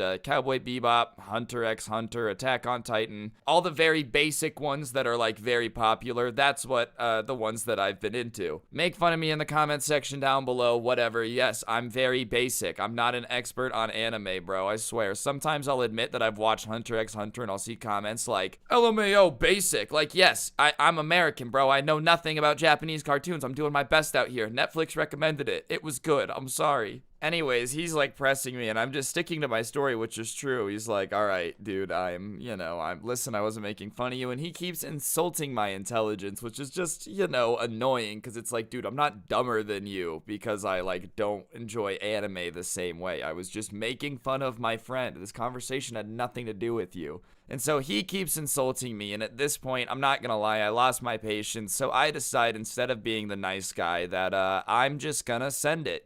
Fine. You wanna talk crap, bro? I'ma talk crap. So he starts talking about how it's his girlfriend's favorite show again, and so I say something along the lines of, oh yeah, you were lucky enough to get a girlfriend. And so now anyone says anything about her, you feel the need to defend her, dude. I bet you she doesn't even exist, bro. I was just, like, being mean, yes, but he kept calling me stupid for not liking his favorite anime, so all bets are off, dog. If you think I'm mean, oh well. So I just made a joke about his girlfriend not being real. He's like, my girlfriend's real, dude. She's real. She is real. And I'm like, yeah, dude, I'm sure she is. He's like, yes, I live for her, bro. I live for her. Like, I would do anything for her. And this is a while ago, so the term simp wasn't around yet, but this guy was really simping, man. Like, I said his girlfriend wasn't real, and he started telling me as if he was a medieval knight that he would be willing to storm a castle and fight a dragon, bro. At one point, he said, like, if the biggest evil in the world were to face me in the eye and ask me to betray my love, I would decline. Like, homie was really acting like he was in an anime, bro. I don't know what you're talking about. Believe it or not, guys, you can love somebody a lot, and the odds of the biggest evil on the planet ever coming up to you and telling you not to is slim to none. Like, when in the world is, who's the biggest evil on the planet? Susan from YouTube gonna come up to you and be like, you need to break up with the person you're dating. Like, it's just never gonna happen. And I'm not gonna lie, as he started like getting so like, oh, I would fight the biggest evil, I start laughing. And I think he thought that I was laughing at him like talking about his girlfriend, and I wasn't laughing at that. I was just laughing at the situation because this dude was taking it so serious. All of this spiraled out of control because he heard a joke that I said that wasn't even about him and decided to get involved in the conversation. Like, legitimately, I was not talking about him. I was just talking to my friend,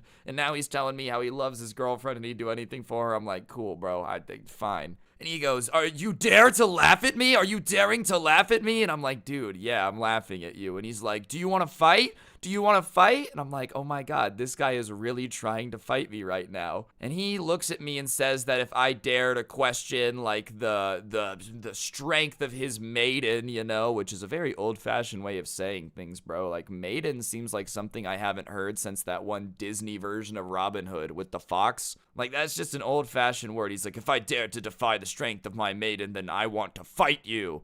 And I think he thought I was gonna back down, bro, but this kid was just pissing me off. And so when he's like, do you want to fight? I get up, I'm like, yeah, let's go, bro. Like, let's fight. And keep in mind, we're in class, so everybody's looking and everybody's like, oh, when I get up. And this kid was not bigger than me, bro. Like, he just was not. And listen, I'm not gonna lie, okay? Sometimes in stories, I use the fact that I'm very tall to my advantage. I want to clarify, the very first fight I was in, I got knocked out twice. I've lost more fights than I've won. I'm not some immaculate tough guy. I don't want anyone watching my videos to think that, like, fighting is the answer to all your problems. I've been punched in the face a lot more than I've ever punched anyone in the face. You know what I'm saying? Hey guys, I'm gonna interrupt the video for a second. On screen now is actually a gift card. I give one of these away every single day away here on the channel as a way to just say thank you. I said away a lot there, goddamn. A way to say thank you to everybody who's subscribed with notifications on. If you happen to watch my videos and you're not subscribed with notifications on, like I guess 80% of you are, you might as well consider doing it, pressing both those buttons, because hey, I make good content, I think. I give away free money and it's free, you got nothing to lose. Real talk, huge thank you to everyone who is subscribed with notifications on. It really does mean a lot, and I'll shut up and get back to the story time now. Blah, blah, blah, bye. So I'm like, yeah, okay, let's fight, bro. And as soon as I get up, this kid goes from like, I will fight for my fair maiden, bro. All that stuff about how he would stand up to the biggest evil on the planet, dude. Apparently, somehow, I was scarier than the biggest evil, because he instantly is like,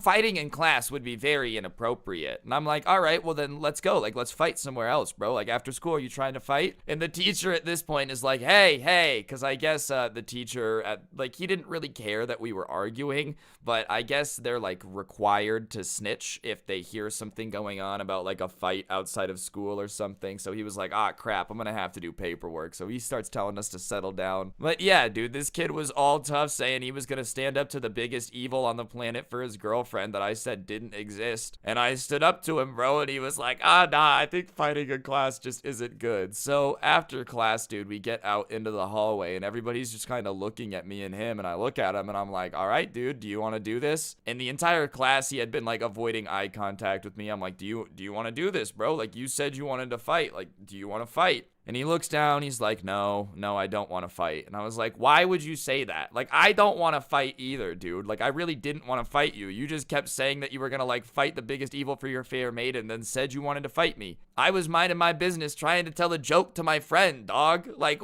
why would you try to fight me over that? And he was like, dude, I don't know. Like, I was just mad. And I was like, I get it. I understand that sometimes people just get mad. I understand. I've been there. I've said stuff I regret. But come on, man. Like, you challenged me to fight for your girlfriend's honor, and now you're not gonna do it. And he's like, yeah, I know. Like, just kind of was embarrassed, which is fair. And I'm not gonna lie, after that, dude, me and him did kind of become friends. Not like homies for life, you know. It's not like I would be invited to his wedding or whatever. But we didn't have beef after that, just because I think the guy realized that, like, he kind of took it out of nowhere to me somehow insulting his girlfriend because I made fun of my friend for liking an anime. And listen, dude, what the real story of this is A, mind your business. If a joke isn't about you, don't make it apply to you. And B, yeah, sometimes people say stupid stuff. He was a cool guy. Like, you know, we would talk sometimes, we would joke around sometimes in class. After that awkward first interaction, he wasn't a bad dude. Just be aware that sometimes when you, like, be emotional, bro, you be saying stuff that makes you look real dumb. Anyways, guys, I think that's gonna do it for the video. Hopefully you enjoyed. If you did, please be sure to press the like button. Let me know in the comments section down below if you enjoyed the video. And subscribe and turn on those notifications if you're new. If you want more content, I do have a podcast called The Scuffed Cast. Link can be found down below in the description, along with a link to the intro song if you found it cool. The Spotify link's down there. And if you're in the mood for merch, feel free to check out the Teespring store. I know it's Christmas, but the Christmas Karen merch does go away at the end of the month. So, yeah, just throwing that out there. Hope you guys all have an absolutely fantastic rest of your holiday. Spend it with your family. Spend it doing absolutely incredible things. And I'm going to give away a couple more gift cards on screen right now as a way to just say Merry Christmas. So yeah, I'm gonna throw those up. They're on screen right now. Enjoy them. Bless you guys, I guess. I don't know. What do you say when you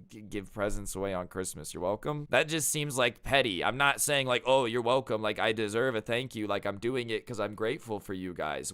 This is just a very awkward situation. Just take it, okay? Anyways, guys, don't get anyone pregnant. If you do, make sure they're hot, and hopefully I'll see you guys all tomorrow with another video. I'm out. Peace. Yo, what's going on, guys? It's your boy Scrub here, back again with another video. As you guys know, out here on the Scrubs channel, we engage, okay? We are one with nature. We do our best to learn from cultures and societies and apply that information to our lives. We're really basically geniuses, you know? Together, we're gonna overcome world hunger and solve everyone's problems by telling stupid stories on the internet. And the only way that you can help with that is by pressing the like button and subscribing. And on that note, let's get into the story. So, you know, I've had my fair share of weird experiences. I've lived a pretty interesting life, all things considered, mainly because, I don't know, I guess weird things like to happen to me. I'm not sure why. I think weird people are just attracted to me in one way or another, and this is one of those times. Basically, a weird weeaboo kid, like, wanted to fight me when I was in college because the girl that he had a crush on had a crush on me. Overall, I rate the experience a 3 out of 10. He kind of smelled like body pillow and pig sweat, but it's whatever, it is what it is, and I figured it'd be an entertaining story for you guys, so without further ado, let's get into it. So my first year of college was pretty uneventful, okay? I absolutely hated it. I hated going to class, I hated doing everything, but I had a lot of good friends, okay? I guess you could say I'm a social butterfly, something about being an outspoken guy who has no filter. I guess it makes people want to be friends? I don't really know. And I was friends with quite a few people. And you know, being the charming, charismatic, handsome, beautiful raccoon that I am, a few of these friends ended up developing a crush on me. Nothing I can do about it. I can't control these things. You know, I was just living life being in college. I never really had plans to, you know, date anybody, I guess. I was just doing me, you know, doing my thing. But whatever, a few of the girls that I was friends with had a crush on me, and it was no big deal. It was just kind of awkward at times. But I guess to some people, it was a little deeper than that, okay? It was the most dangerous, fantastical threat they've ever had. Me, 6'2", 160 pounds, was the greatest threat to society that they had ever seen, and I needed to be smited off the planet like a bug. So one day I'm hanging out with a few of my friends, one of which has a crush on me, and she tells me that there's this weird dude on her floor that's like super into anime, okay? We're talking body pillow collections, trying to learn Japanese just to, you know, flex the fact that he was super into anime, I guess. And whatever, if you want to watch anime, that's all you. Like, no hard feelings, do you, boo-boo. Like, you know, I'm not too pressed about it. Live your life, do whatever you want to do. But the guy was super into anime and definitely what I would call a weeaboo. He was 100% a weeb. And like I said, it's not a big deal if you're a weeaboo. Like, if that's really what you want to do, do you know? I'm not too pressed about it. The thing that this kid did that really decided to, you know, piss me off was he started to creepily obsess over this girl. I'm talking waiting in the main lobby of the dorm room for when she would come home so we could ask her to hang out. He would knock on her door constantly asking if she could talk to him. He found her number and found her on Twitter and would just DM her and text her constantly. She ended up having to change her phone number so that way the guy would leave her alone. He was just a stage 1 creeper, and when she went to the school about it, they were kind of like, oh, well, he hasn't done anything violent or threatened any violence, so there's not much we could do, which I think is crazy, bro. If you're getting stalked by a weeaboo, the school should do something, but they didn't. So she comes to me and goes, look, you know, I think he might back off if I say that I have a boyfriend, so can I just tell him that you're my boyfriend, and we'll see if it makes him leave me alone. And my friend was super stressed out about it, and I mean, who wouldn't be, okay? Imagine Otaku over here staring through your window with those anime eyes like, senpai, yeah, that would freak me out too, okay? I'd be a little bit spookied. So I'm like, yeah, whatever. I mean, if you think it might help your problem and the kid will leave you alone if he thinks you have a boyfriend, of course, go for it. Be like, damn, man, we're getting married tomorrow. Like, whatever you have to do to get this kid to leave you alone is fine, because I don't like my friends being stalked by sweaty body pillow boys, okay? This is sweaty body pillow boys. That's a new definition, but I think I'm gonna start using it constantly. From now on, anyone that stalks my friends is a sweaty body pillow boy that needs some help. Slightly misguided, a little bit confused, but oh well, we'll use it as a term from now on. So she goes back, and the next day, homeboy's waiting for her in the lobby like a creepy dog with an obsession with someone that's not his owner. She goes, hey, you know, I appreciate it. I appreciate the flattery, but I have a boyfriend. And from what I've been told, I wasn't there for the situation. The look in his eyes immediately goes, you know, and like the anime characters are about to go Super Saiyan and it does the close-up of their eyes and it's all bloodshot and they're like, I have been challenged, my honor has been destroyed. Yeah, something like that, okay? She could tell in his eyes that he was definitely not too happy with the fact that she had a, air quote, boyfriend here, alright? But it is what it is. He goes, oh, okay, I understand, you know, I just thought I was doing the honorable thing by, you know, trying to court you and win you over. And who says that? Who says that in 2018? Yeah, I thought I was doing the honorable thing by waiting for you to get home creepily in the lobby so I could tell you everything about anime and, you know, just talk your ear off. That's not courting, bro. First of all, what is courting? Second of all, stalking someone isn't courting, alright? That's just not what you do when you really want to take them on a date. Not once has a girl ever been like, ugh, I would date you, but you don't wait for me to come home enough and knock on my door constantly and get my phone number from people, alright? Ugh. You're just really not making enough of an effort. No one ever thinks that, ever. Just, if you're a guy, no girl wants to be stalked. It's not something that goes through their mind on a daily basis. But whatever, I guess this guy's pride was a little hurt, because instead of just taking it like a man and being like, alright, the girl that I like is with somebody else, you know, it's time to back off, he decided that no, he would do everything in his power to find out who her boyfriend was and challenge me to a duel for her honor. I'm telling you, dude, this guy thought we were living in an anime, okay? So he starts asking around everybody he knows, being like, hey, do you know who she's dating? And of course, we're not actually dating, so everybody just says no. So he starts just waiting, right? He starts just sitting in the lobby where we would hang out and just waiting for something to happen. So one day we're sitting in the lobby, just hanging out, doing our thing, right? I think we were playing like Cards Against Humanity or something, just doing a normal hangout session, all right? Nothing wild going on. And here comes Mr. Otaku in a karate robe, okay?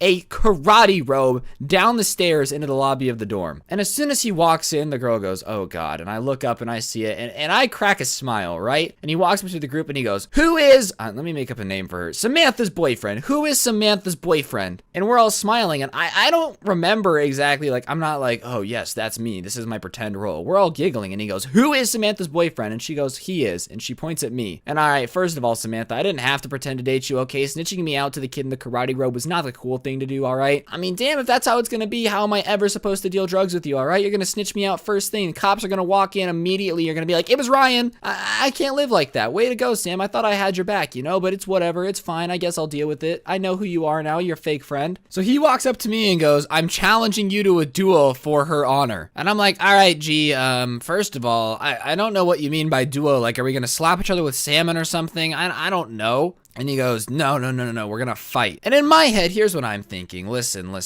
I wouldn't call myself a feminist, all right? I think men and women are equal, but sometimes I think the feminist movement gets a little wild and zany. But one thing I definitely believe is that I don't own women, all right? If you're not gonna fight me for her honor, if a girl wants to be with you, then she wants to be with you. I don't own her honor. I don't own her at all. So for you to assume that just because you beat me in a fight, you magically get to date this girl is like super sexist. So I kind of tell him, look, dude, I don't own the girl. If she wants to be with you, then she would be with you. Like, it's not my problem that you can't get the girl, okay? Like, yeah, fighting me is not going to solve your problems. She still doesn't find you attractive, because if she did, she'd date you. And I guess this really sets him off. He goes, no, we're going to duel for it. I'm like, okay, well, what is a duel, dude? Like, Yu-Gi-Oh cards, Pokemon, what's the dealio? Like, you want to get my 3DS? I don't know. And he goes, no, I want to fight you. And I'm like, I'm not going to fight you, bro. First of all, you look like a weirdo in your karate robe. I can smell the body pillow sweat dripping off of you. Second of all, I don't own the girl. There's nothing I can do to force a girl to date you. This is not my fault. And I guess this really sets him off, and he's like, "Rah!"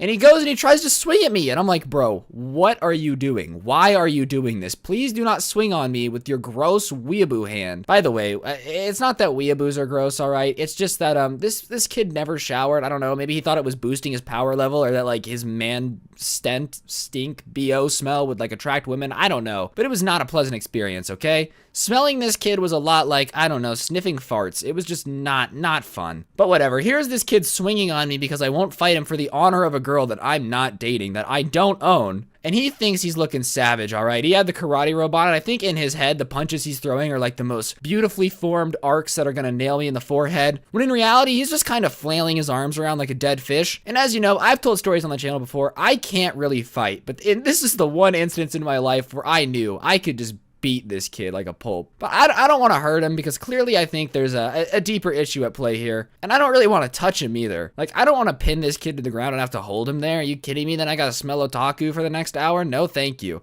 So I decided, I'm like, all right, I'm just gonna hit him once. Maybe he'll back off, because this way the solution is he'll leave. And everyone's here, they're all watching it, so I got witnesses to say that I was not trying to hurt the kid at all. So I went back and I hit him once, and I don't think I punched him really hard, okay? I don't really have muscles, but I don't know what it was, but this kid breaks down into tears and starts crying. He goes, okay, stop, and runs away. And we hear like his door to his dorm room slam. And we're like, what is going on, right? But I guess other people in the lobby saw the entire thing too. And the girl was like, okay, I think I finally have enough on him to report him to the dean's office and get this situation handled. Because now it's not like he's just waiting for me. He's trying to challenge people to a duel for my hand in marriage or something. Like it's 22 in Japan? I don't know. I really don't know much about Japanese culture. If anything I've said has been offensive, that's my bad. But whatever. So we go to the dean's office, and like everybody who's there says, yeah, he walked up and tried to challenge Ryan here to a fight for this lady's honor. And Ryan just hit him back after he was hitting Ryan, and like he cried and ran to his room.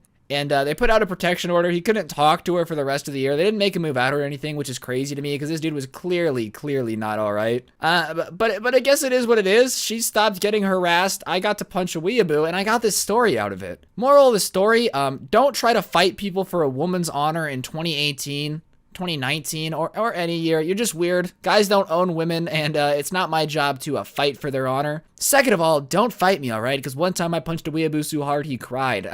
Not to flex or anything, but I am kind of a big deal. Definitely out here with the biggest muscles in the game. On that note, guys, I think that's gonna do it for the video. This is by far my longest story time ever. I'm sorry, there was just a lot to cover, all right? It all started with an innocent friendship and ended with me defending a woman's honor with the most lightning fast karate you guys have ever seen in your entire life. If you enjoyed the video, be sure to press the like button, leave a comment down below. All that stuff is really impressive. Follow me on Twitter @ScrubbyVivo, Instagram @Scrubby_YT. Thank you all so much for the support recently. It really has been incredible. We're nearing 100K on the second channel, which is just absolutely flabbergasting. Whoa. And yeah, my name is Scrubby. I'll see you guys tomorrow with another story time. Don't get anyone pregnant, and if you are going to get someone pregnant, make sure they're hot. I'm out. Peace. What's going on, guys? It's your boy Scrub here, back again with another video. Hope you guys are all having an absolutely incredible day. I know I am. And if you are, you should press the like button, or otherwise, no joke, no scam, you'll never be able to wash your toes again. Yeah, that's right. If you don't press the like button, then the foot genie is gonna come and make it so your toes will get incredibly stinky, and you don't want that. Anyways, guys, as you can tell from the title of today's video, we're going to be continuing the story that I was telling last time, alright? For those of you guys who didn't see the first part, a link will be in the description. But, basically, I made some emo kids very upset, and they decided to press me in the lunchroom, but, the fight was broken up,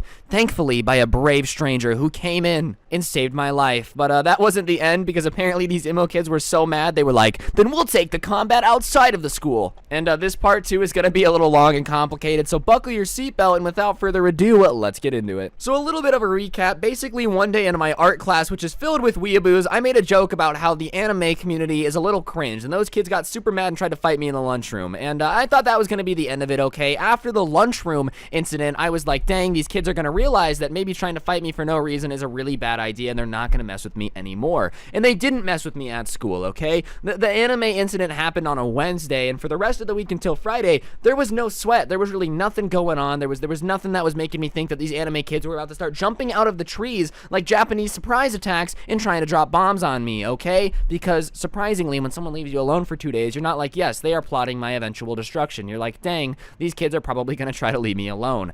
And I wish that's what happened, but as you can tell, it's about to get complicated.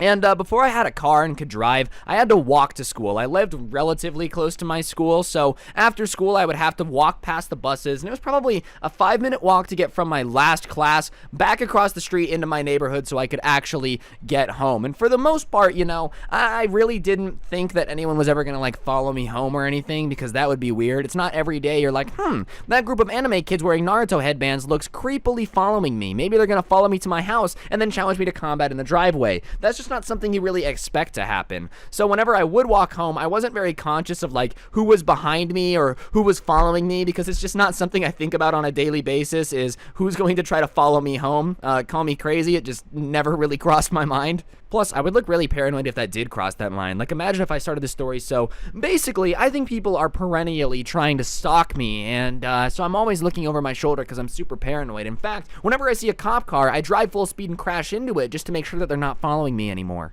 So, on Friday, I start walking home, and I get across the street, and I'm about halfway back to my house, and I turn around, and you know that scene in The Lion King, where, like, it's the herd of wildebeest, you know, charging, and he's like, Dad, like, that's how I feel, because when I look back, I'm not even kidding you, it looks like I'm at a Comic-Con in a small Midwestern town, because it is just a bunch of chubby anime kids slowly marching towards me with the beat of a drum. I'm pretty sure I saw one of them Naruto running to keep the pack together, alright? Like, I turn around and I see this, and call me crazy here, it's not every day that there's an anime convention in the middle of my suburban neighborhood, okay? Like, this is not a really common occurrence where anime kids are just booing in my neighborhood like, yo guys, you trying to hang out and chill? Like, haha, let's all hang out and have a good time on the middle of the street near where Ryan lives. Like, that just doesn't happen. So I get a little freaked out because I did have the altercation with them in the lunchroom a little bit earlier, but I'm kind of like, maybe they're going to someone else's house. Maybe one of the anime kids lives near me.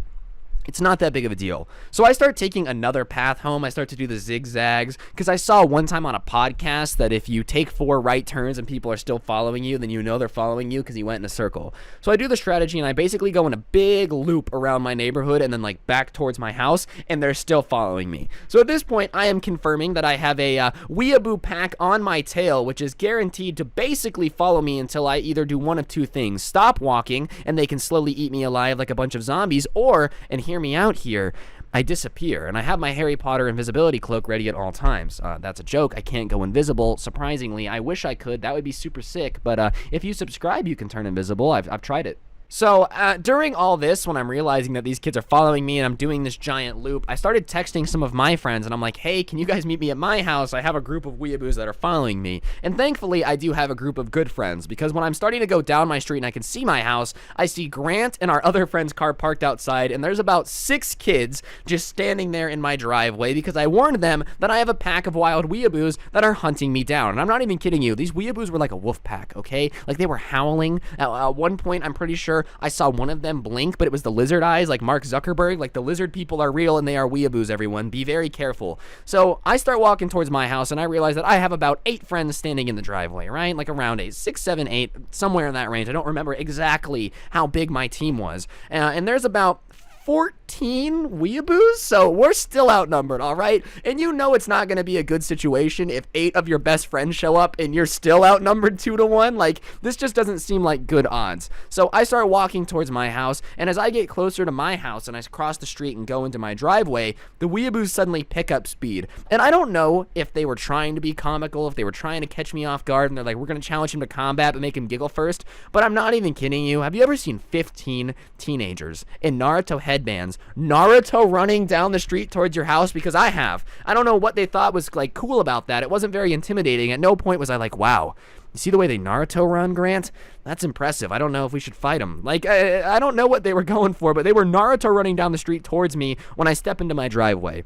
And they pull up, and the chubby kid from the lunchroom that brought the 2 people over when they like dropped in the karate stance, like steps forward, and all the Naruto kids are like in a little group, you know, talking, whispering, laughing, and he steps forward and he goes, so, you ready to actually throw down now? And I'm like, dog, listen, we almost fought on Wednesday, bro. It's Friday. That means that you went home for 3 days. And while you were home for those 3 days, instead of doing your homework, instead of playing Xbox, instead of watching anime, you went, damn, I really hate that Ryan kid, and thought about getting your masterful army of weeaboo kids to come to my house. And also, how did you even know that I walked home? Like, how did you do that, right? And I asked him, how did you know? And he says, we've been watching you for 2 days, which is very creepy. No one wants to hear that a sumo wrestler who's not actually from Japan, addicted to anime, has been watching them for 2 days. I felt violated. I felt as if though my privacy, everything that I had ever built in my life, was now under attack because this man had been watching me for a very long period of time. Long enough to know that I walk home, and long enough to organize 14 kids to follow me home, all right? Do you understand how much coordination that takes? I can't even get people to text me back in my group projects when I was in high school, and this man managed to build half an army to come square up with me in the middle of my driveway. So there we are in the driveway, trying to be some savages, and then Grant, being the good friend he is, goes, well, if you guys really want to throw down, you're gonna have to throw down with all of us. And at this point, I'm pretty sure I'm actually living in an anime, okay? I don't know if you've ever heard a group of friends be like, haha,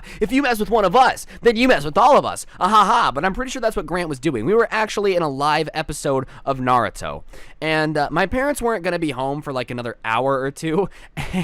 So I was like, well, I mean, if we are gonna throw down, now's the time to do it. And I'm not even kidding you. When the anime kids got the chance to throw down, I don't think I've ever seen them like be more excited in their entire life. They were like, finally, all these rec center karate classes I've been taking since I was 8 are gonna come in handy. All the time I spent watching Naruto for combat is gonna come in handy. And I'm not even kidding you, bro. The chubby kid with the Naruto headband with the glasses on looks down, looks up, pushes up his glasses, and says, gladly. Like, it was the most anime thing I've ever seen, all right? Don't get me wrong, anime can be super dope, especially in that moment, because as cringy as it was also freaking cool, okay? Like, I'm not even gonna lie, being in a movie fight scene has always been a goal of mine in life. Like, that's something I've always wanted to do. Don't ask me why, I'm a little bit weird, but just something about like dun dun dun dun dun dun dun dun gladly, and pushing up the glasses and then just going to fist combat to try to murder each other. Turn up, bro. Like, if you're medicated, if you're not medicated, shout out mental illness, you know what I mean? Jesus is the one. Also, sorry if my voice is sounding a little bit weird. I am a little sick. It's no reason. Also, comment down below if you know what song I just sang, because I don't know, it's a good song and I hope people know what it is. But regardless, when he says, cha-cha, gladly, they all take a step forward and get in, like, their weird, like, ninja combat stance. And the one thing you have to understand is, while me and Grant may not be fighters, we have a group of friends that is very known for mischief. I tend to get into the type of mischief where I'm pranking people and, you know, I might steal a candy bar or 2, but nothing too crazy. That was the type of mischief that I was into. And, you know, Grant wasn't really into mischief. He was a good kid, didn't get in trouble a lot. But we had friends that, you know, have been arrested and just genuinely like to throw down, you know what I mean? And when this starts going down, basically it's 14 anime kids versus 8 people fighting. I don't remember exactly how it started. I don't know who swung first or what, but the next thing I know, there was a flurry of combat going on. You know that, like, in Super Smash Bros, when you turn on all the bots at once and there's like 9 people fighting each other in one Super Smash Bros stage? I'm pretty sure that's what's going on. I'm not a big fighter, I'm not a giant guy, by. I'm fighting some weeaboos. Weeaboos are fighting other people. Grant's fighting a weeaboo. I look back. Someone has picked up a skateboard and is swinging in circles like he's going to take off like a helicopter. It's a wild situation. There's a fight going on. I don't remember much of the fight, much details. All I know is that the fight's probably going for a minute or two, and then my neighbor, who is an old man, probably 78 years old, comes out and just starts yelling at us from across the street and goes, break it up, break it up, break it up. But if you've ever tried to break up a fight before, especially with that many people, it's not too easy. A 78-year-old man yelling, back in Nam, we used to fight with each other like this, isn't gonna like do anything. No one's actually listening to it. So this poor old man who's trying to break up all these kids fighting is not doing a very good job. Not for lack of trying. He was yelling his little heart out. I'm pretty sure at one point his heart grew vocal cords to try to yell a little bit louder. And he goes back inside for a couple seconds. And I remember distinctly watching him go inside and then coming around the side yard with a hose. Okay, and this old man, for his career for a long time, was a firefighter, so this man knew how to wield a hose. It wasn't a fire hose, don't get me wrong. Homeboy didn't like smack the side of a fire hydrant off and start blasting us like we were like protesting Brown versus the Board of Education. Okay, like that was not what happened. It was not one of those situations. But he gets his hose and just starts spraying the crowd of people with the hose to try to break it up. And it almost seemed like out of a music video. Okay, it looked like something you would see in an early 2000s rap video. Just a bunch of anime kids and normal kids fighting each other with a hose spraying in the air, getting everyone wet. It was basically the most ghetto water park that I've ever been to. But thankfully, I guess the water was enough to slap sense into all of us, and we all realized how absolutely ridiculous what we were doing was. Like, these kids literally followed me home and started a gang fight in the middle of the street because I made fun of anime. Like, if that's not next level cringe, I don't know what is. And I get it, you know, people making fun of things you like isn't always sick. Like, no one likes when their stuff gets made fun of. But if somebody's making fun of my YouTube channel, I don't follow them home, okay? Like, that's not what I'm about. If I'm up in the club and someone's like, poof, poof, poof, yo, I hate your scrubby videos, man. They're terrible. I'm not like, that's it. We're throwing hands outside, man. Prepare yourself for the ultimate form of combat, death. Like, no, that's not what I'm going for, but that's what they did. So the hose calms us down, and very slowly but surely the fighting dwindles down, and then the anime kids like all group up probably 10-15 feet away from our group. And what's weird is in all that fighting, nobody got severely messed up. Like, no one had black eyes, nobody's nose was bleeding, which is really weird because when that many people are like throwing hands, you expect something to go down, all right? It's not normally that calm. That's not normally the situation at hand. And the anime kids looking at our group of people start like staring at us and whispering to each other, and me and all my friends are like, what is going on? This is the weirdest situation I've ever been a part of. To this day, I have never been in a weirder, dangerous situation. Like, it's almost like staring down a pack of hungry hyenas from The Lion King. I don't know why I'm making so many Lion King references today, but I am, and I'm kind of feeling it, you know?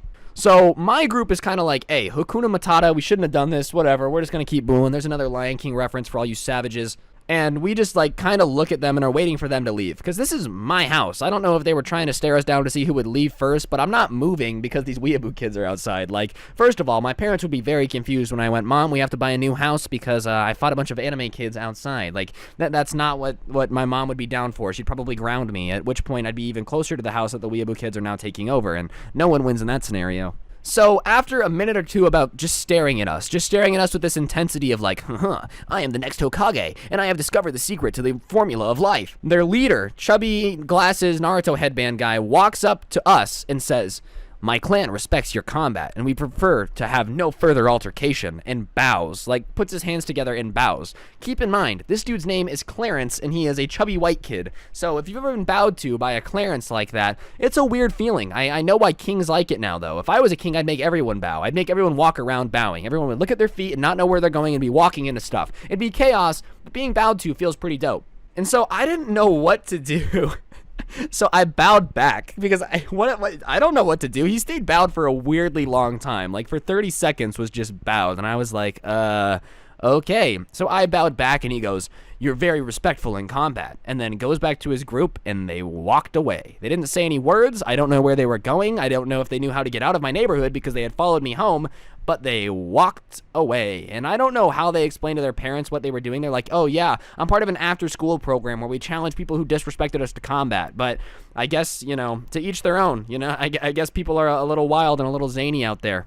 Regardless, moral of the story is if you make fun of anime kids, they'll follow you home from high school and try to destroy you in combat. Seriously though, guys, what's weird is I would see them around school after this, obviously, because we went to the same school, and it's not like every day when you're at the same school, you know, like you don't see each other. It's not like after this situation we were never going to see them again. And whenever they would see us or my group of friends that were there, they would stop in the hallway and bow, and they wouldn't stop bowing until you bowed back, which is a really weird social custom. Like, hey, remember that time I stalked you back to your house and then I challenged you to combat and your neighbor had to spray us with a hose to stop? Yeah, we should bow to each other now to like show a sign of respect. And how do I respect someone that stalked me home? But regardless, I would bow back just to keep the hallway moving, because the last thing I want is that kid as a statue for like 8 years, you know? The graduating class of 2018 has been gone for 17 years, but the anime kid is still there. It's 2045. There's flying cars in the hallway. At one point, I'm pretty sure that Becky had like the iPhone 47 and was taking a picture.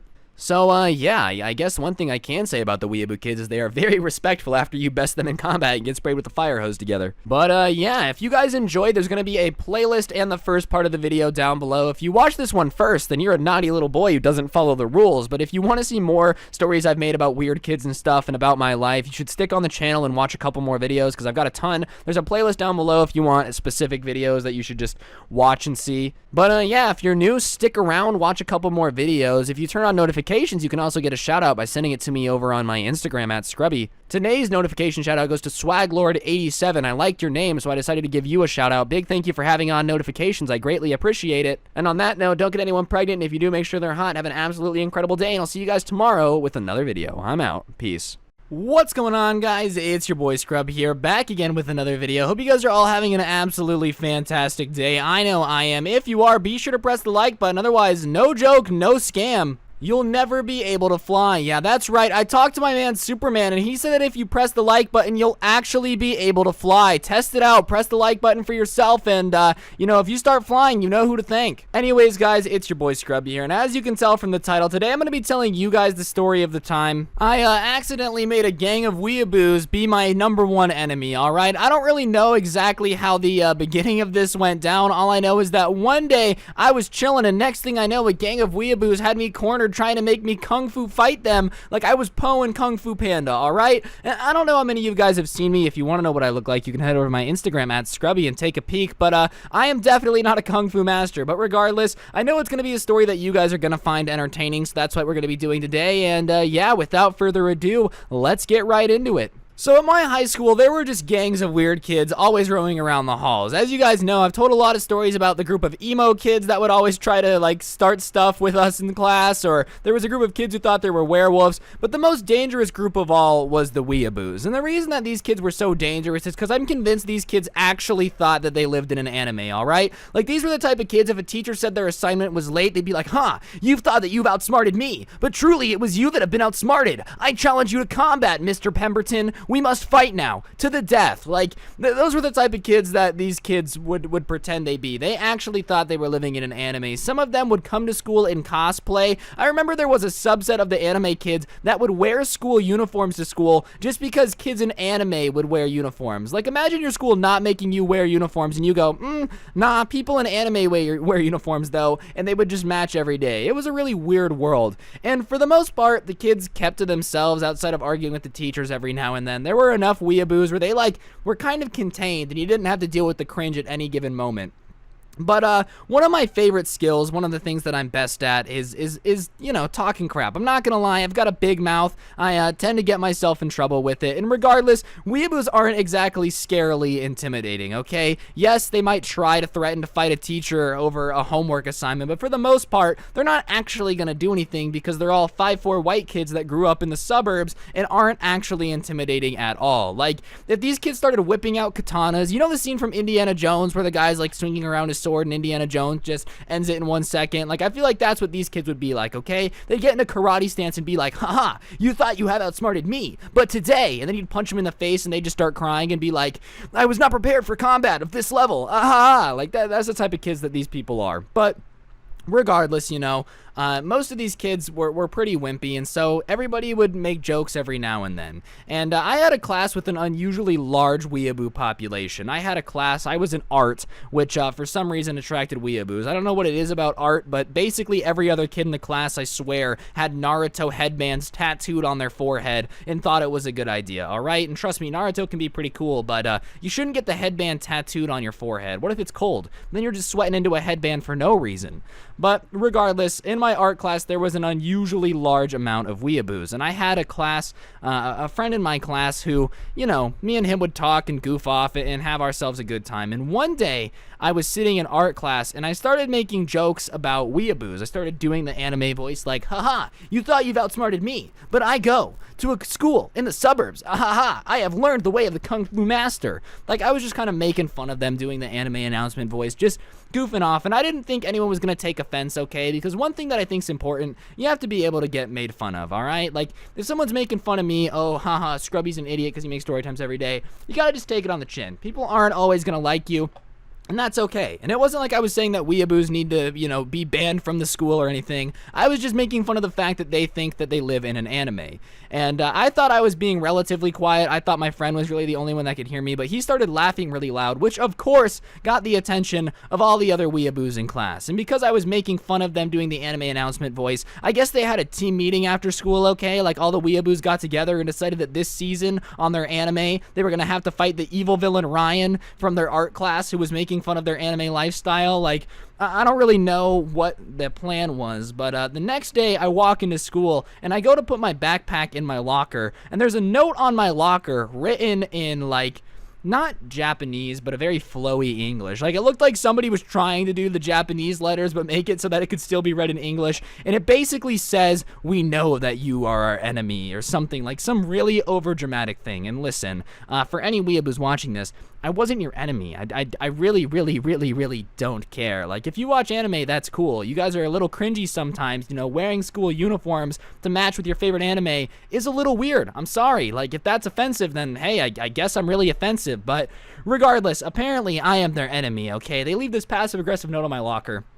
And so I grab it, and I'm kind of like, huh, that's weird. I don't even know which person I'm an enemy of at this point, okay? Because being realistic, someone leaves a note on your locker, I am the enemy. Regardless of if in retrospect it looks like fancy Japanese, I wasn't exactly looking around like, who is my enemy? I thought it was like one of my friends messing with me. So, whatever, I go about my day, I don't respond to the note, I just crumple it up and like throw it in the trash can. I don't think anything of it, right? And by the time lunch comes around, I've completely forgotten that there was a note on my locker in the first place. Sorry, all you anime kids out there, but I wasn't exactly sitting there like shaking in my seat. Who am I made angry? Who is my enemy? Who's going to try to do my Shippuden? I don't know. All I know is that I made someone angry. Someone with a power level above 3,000. Like that, I was not very worried about it, all right? Not for one moment during the day was I sweating at all. But regardless, I'm sitting there at lunch, just minding my own business, munching on some solid pizza, alright? I don't know what it is about school cafeteria pizza, but it was actually good. And if that makes you guys hate me, I totally understand, because I know that's a very unpopular opinion, but it is my opinion, and I can't lie to you guys. So I'm sitting there munching on my pizza, minding my own business, really getting carried away in the way the cheese accents the pizza sauce, right? And then I feel this, like, presence behind me. I don't know if you guys have ever, like, had someone just stare you down for an extended period of time, but if you have, then you know exactly what I'm talking about. You can just like feel something staring at you. So I'm kind of like, wow, that's weird. And I look over, and about 4 tables away is where all the weeaboos sat. They had about 2 tables. And I'm not even kidding you. Every beady-eyed anime addict was just sitting there staring at me. And I'm like, wow, this is a little bit bizarre. This is not a normal day. And I didn't really think they were staring at me, so I start looking around. And every time I'm like trying to figure out what they're staring at, I'm like, huh, they might be staring at me.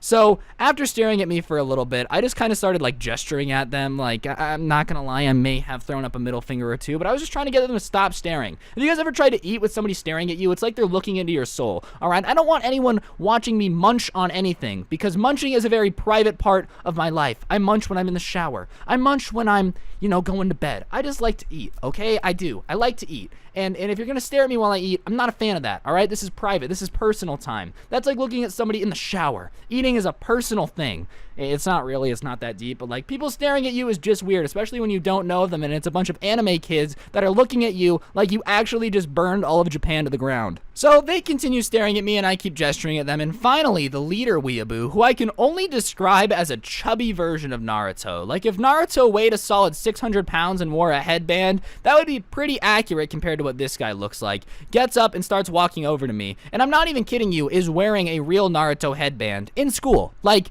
what was like, what should I wear to high school today? How about a Naruto headband? Which, whatever. If you like Naruto, I ain't pressed. But it's a little weird to be like wearing that in school. So 600-pound Naruto, who I will now refer to from this point forward as obese anime, walks up to me and just like walks up behind my chair and says, "So I've heard that you have a problem with us." And I'm like, "Dog, what are you talking about?" And he says, "Well, yesterday in art class you were making fun of anime. Like, do you think it's funny to make fun of things that people like?"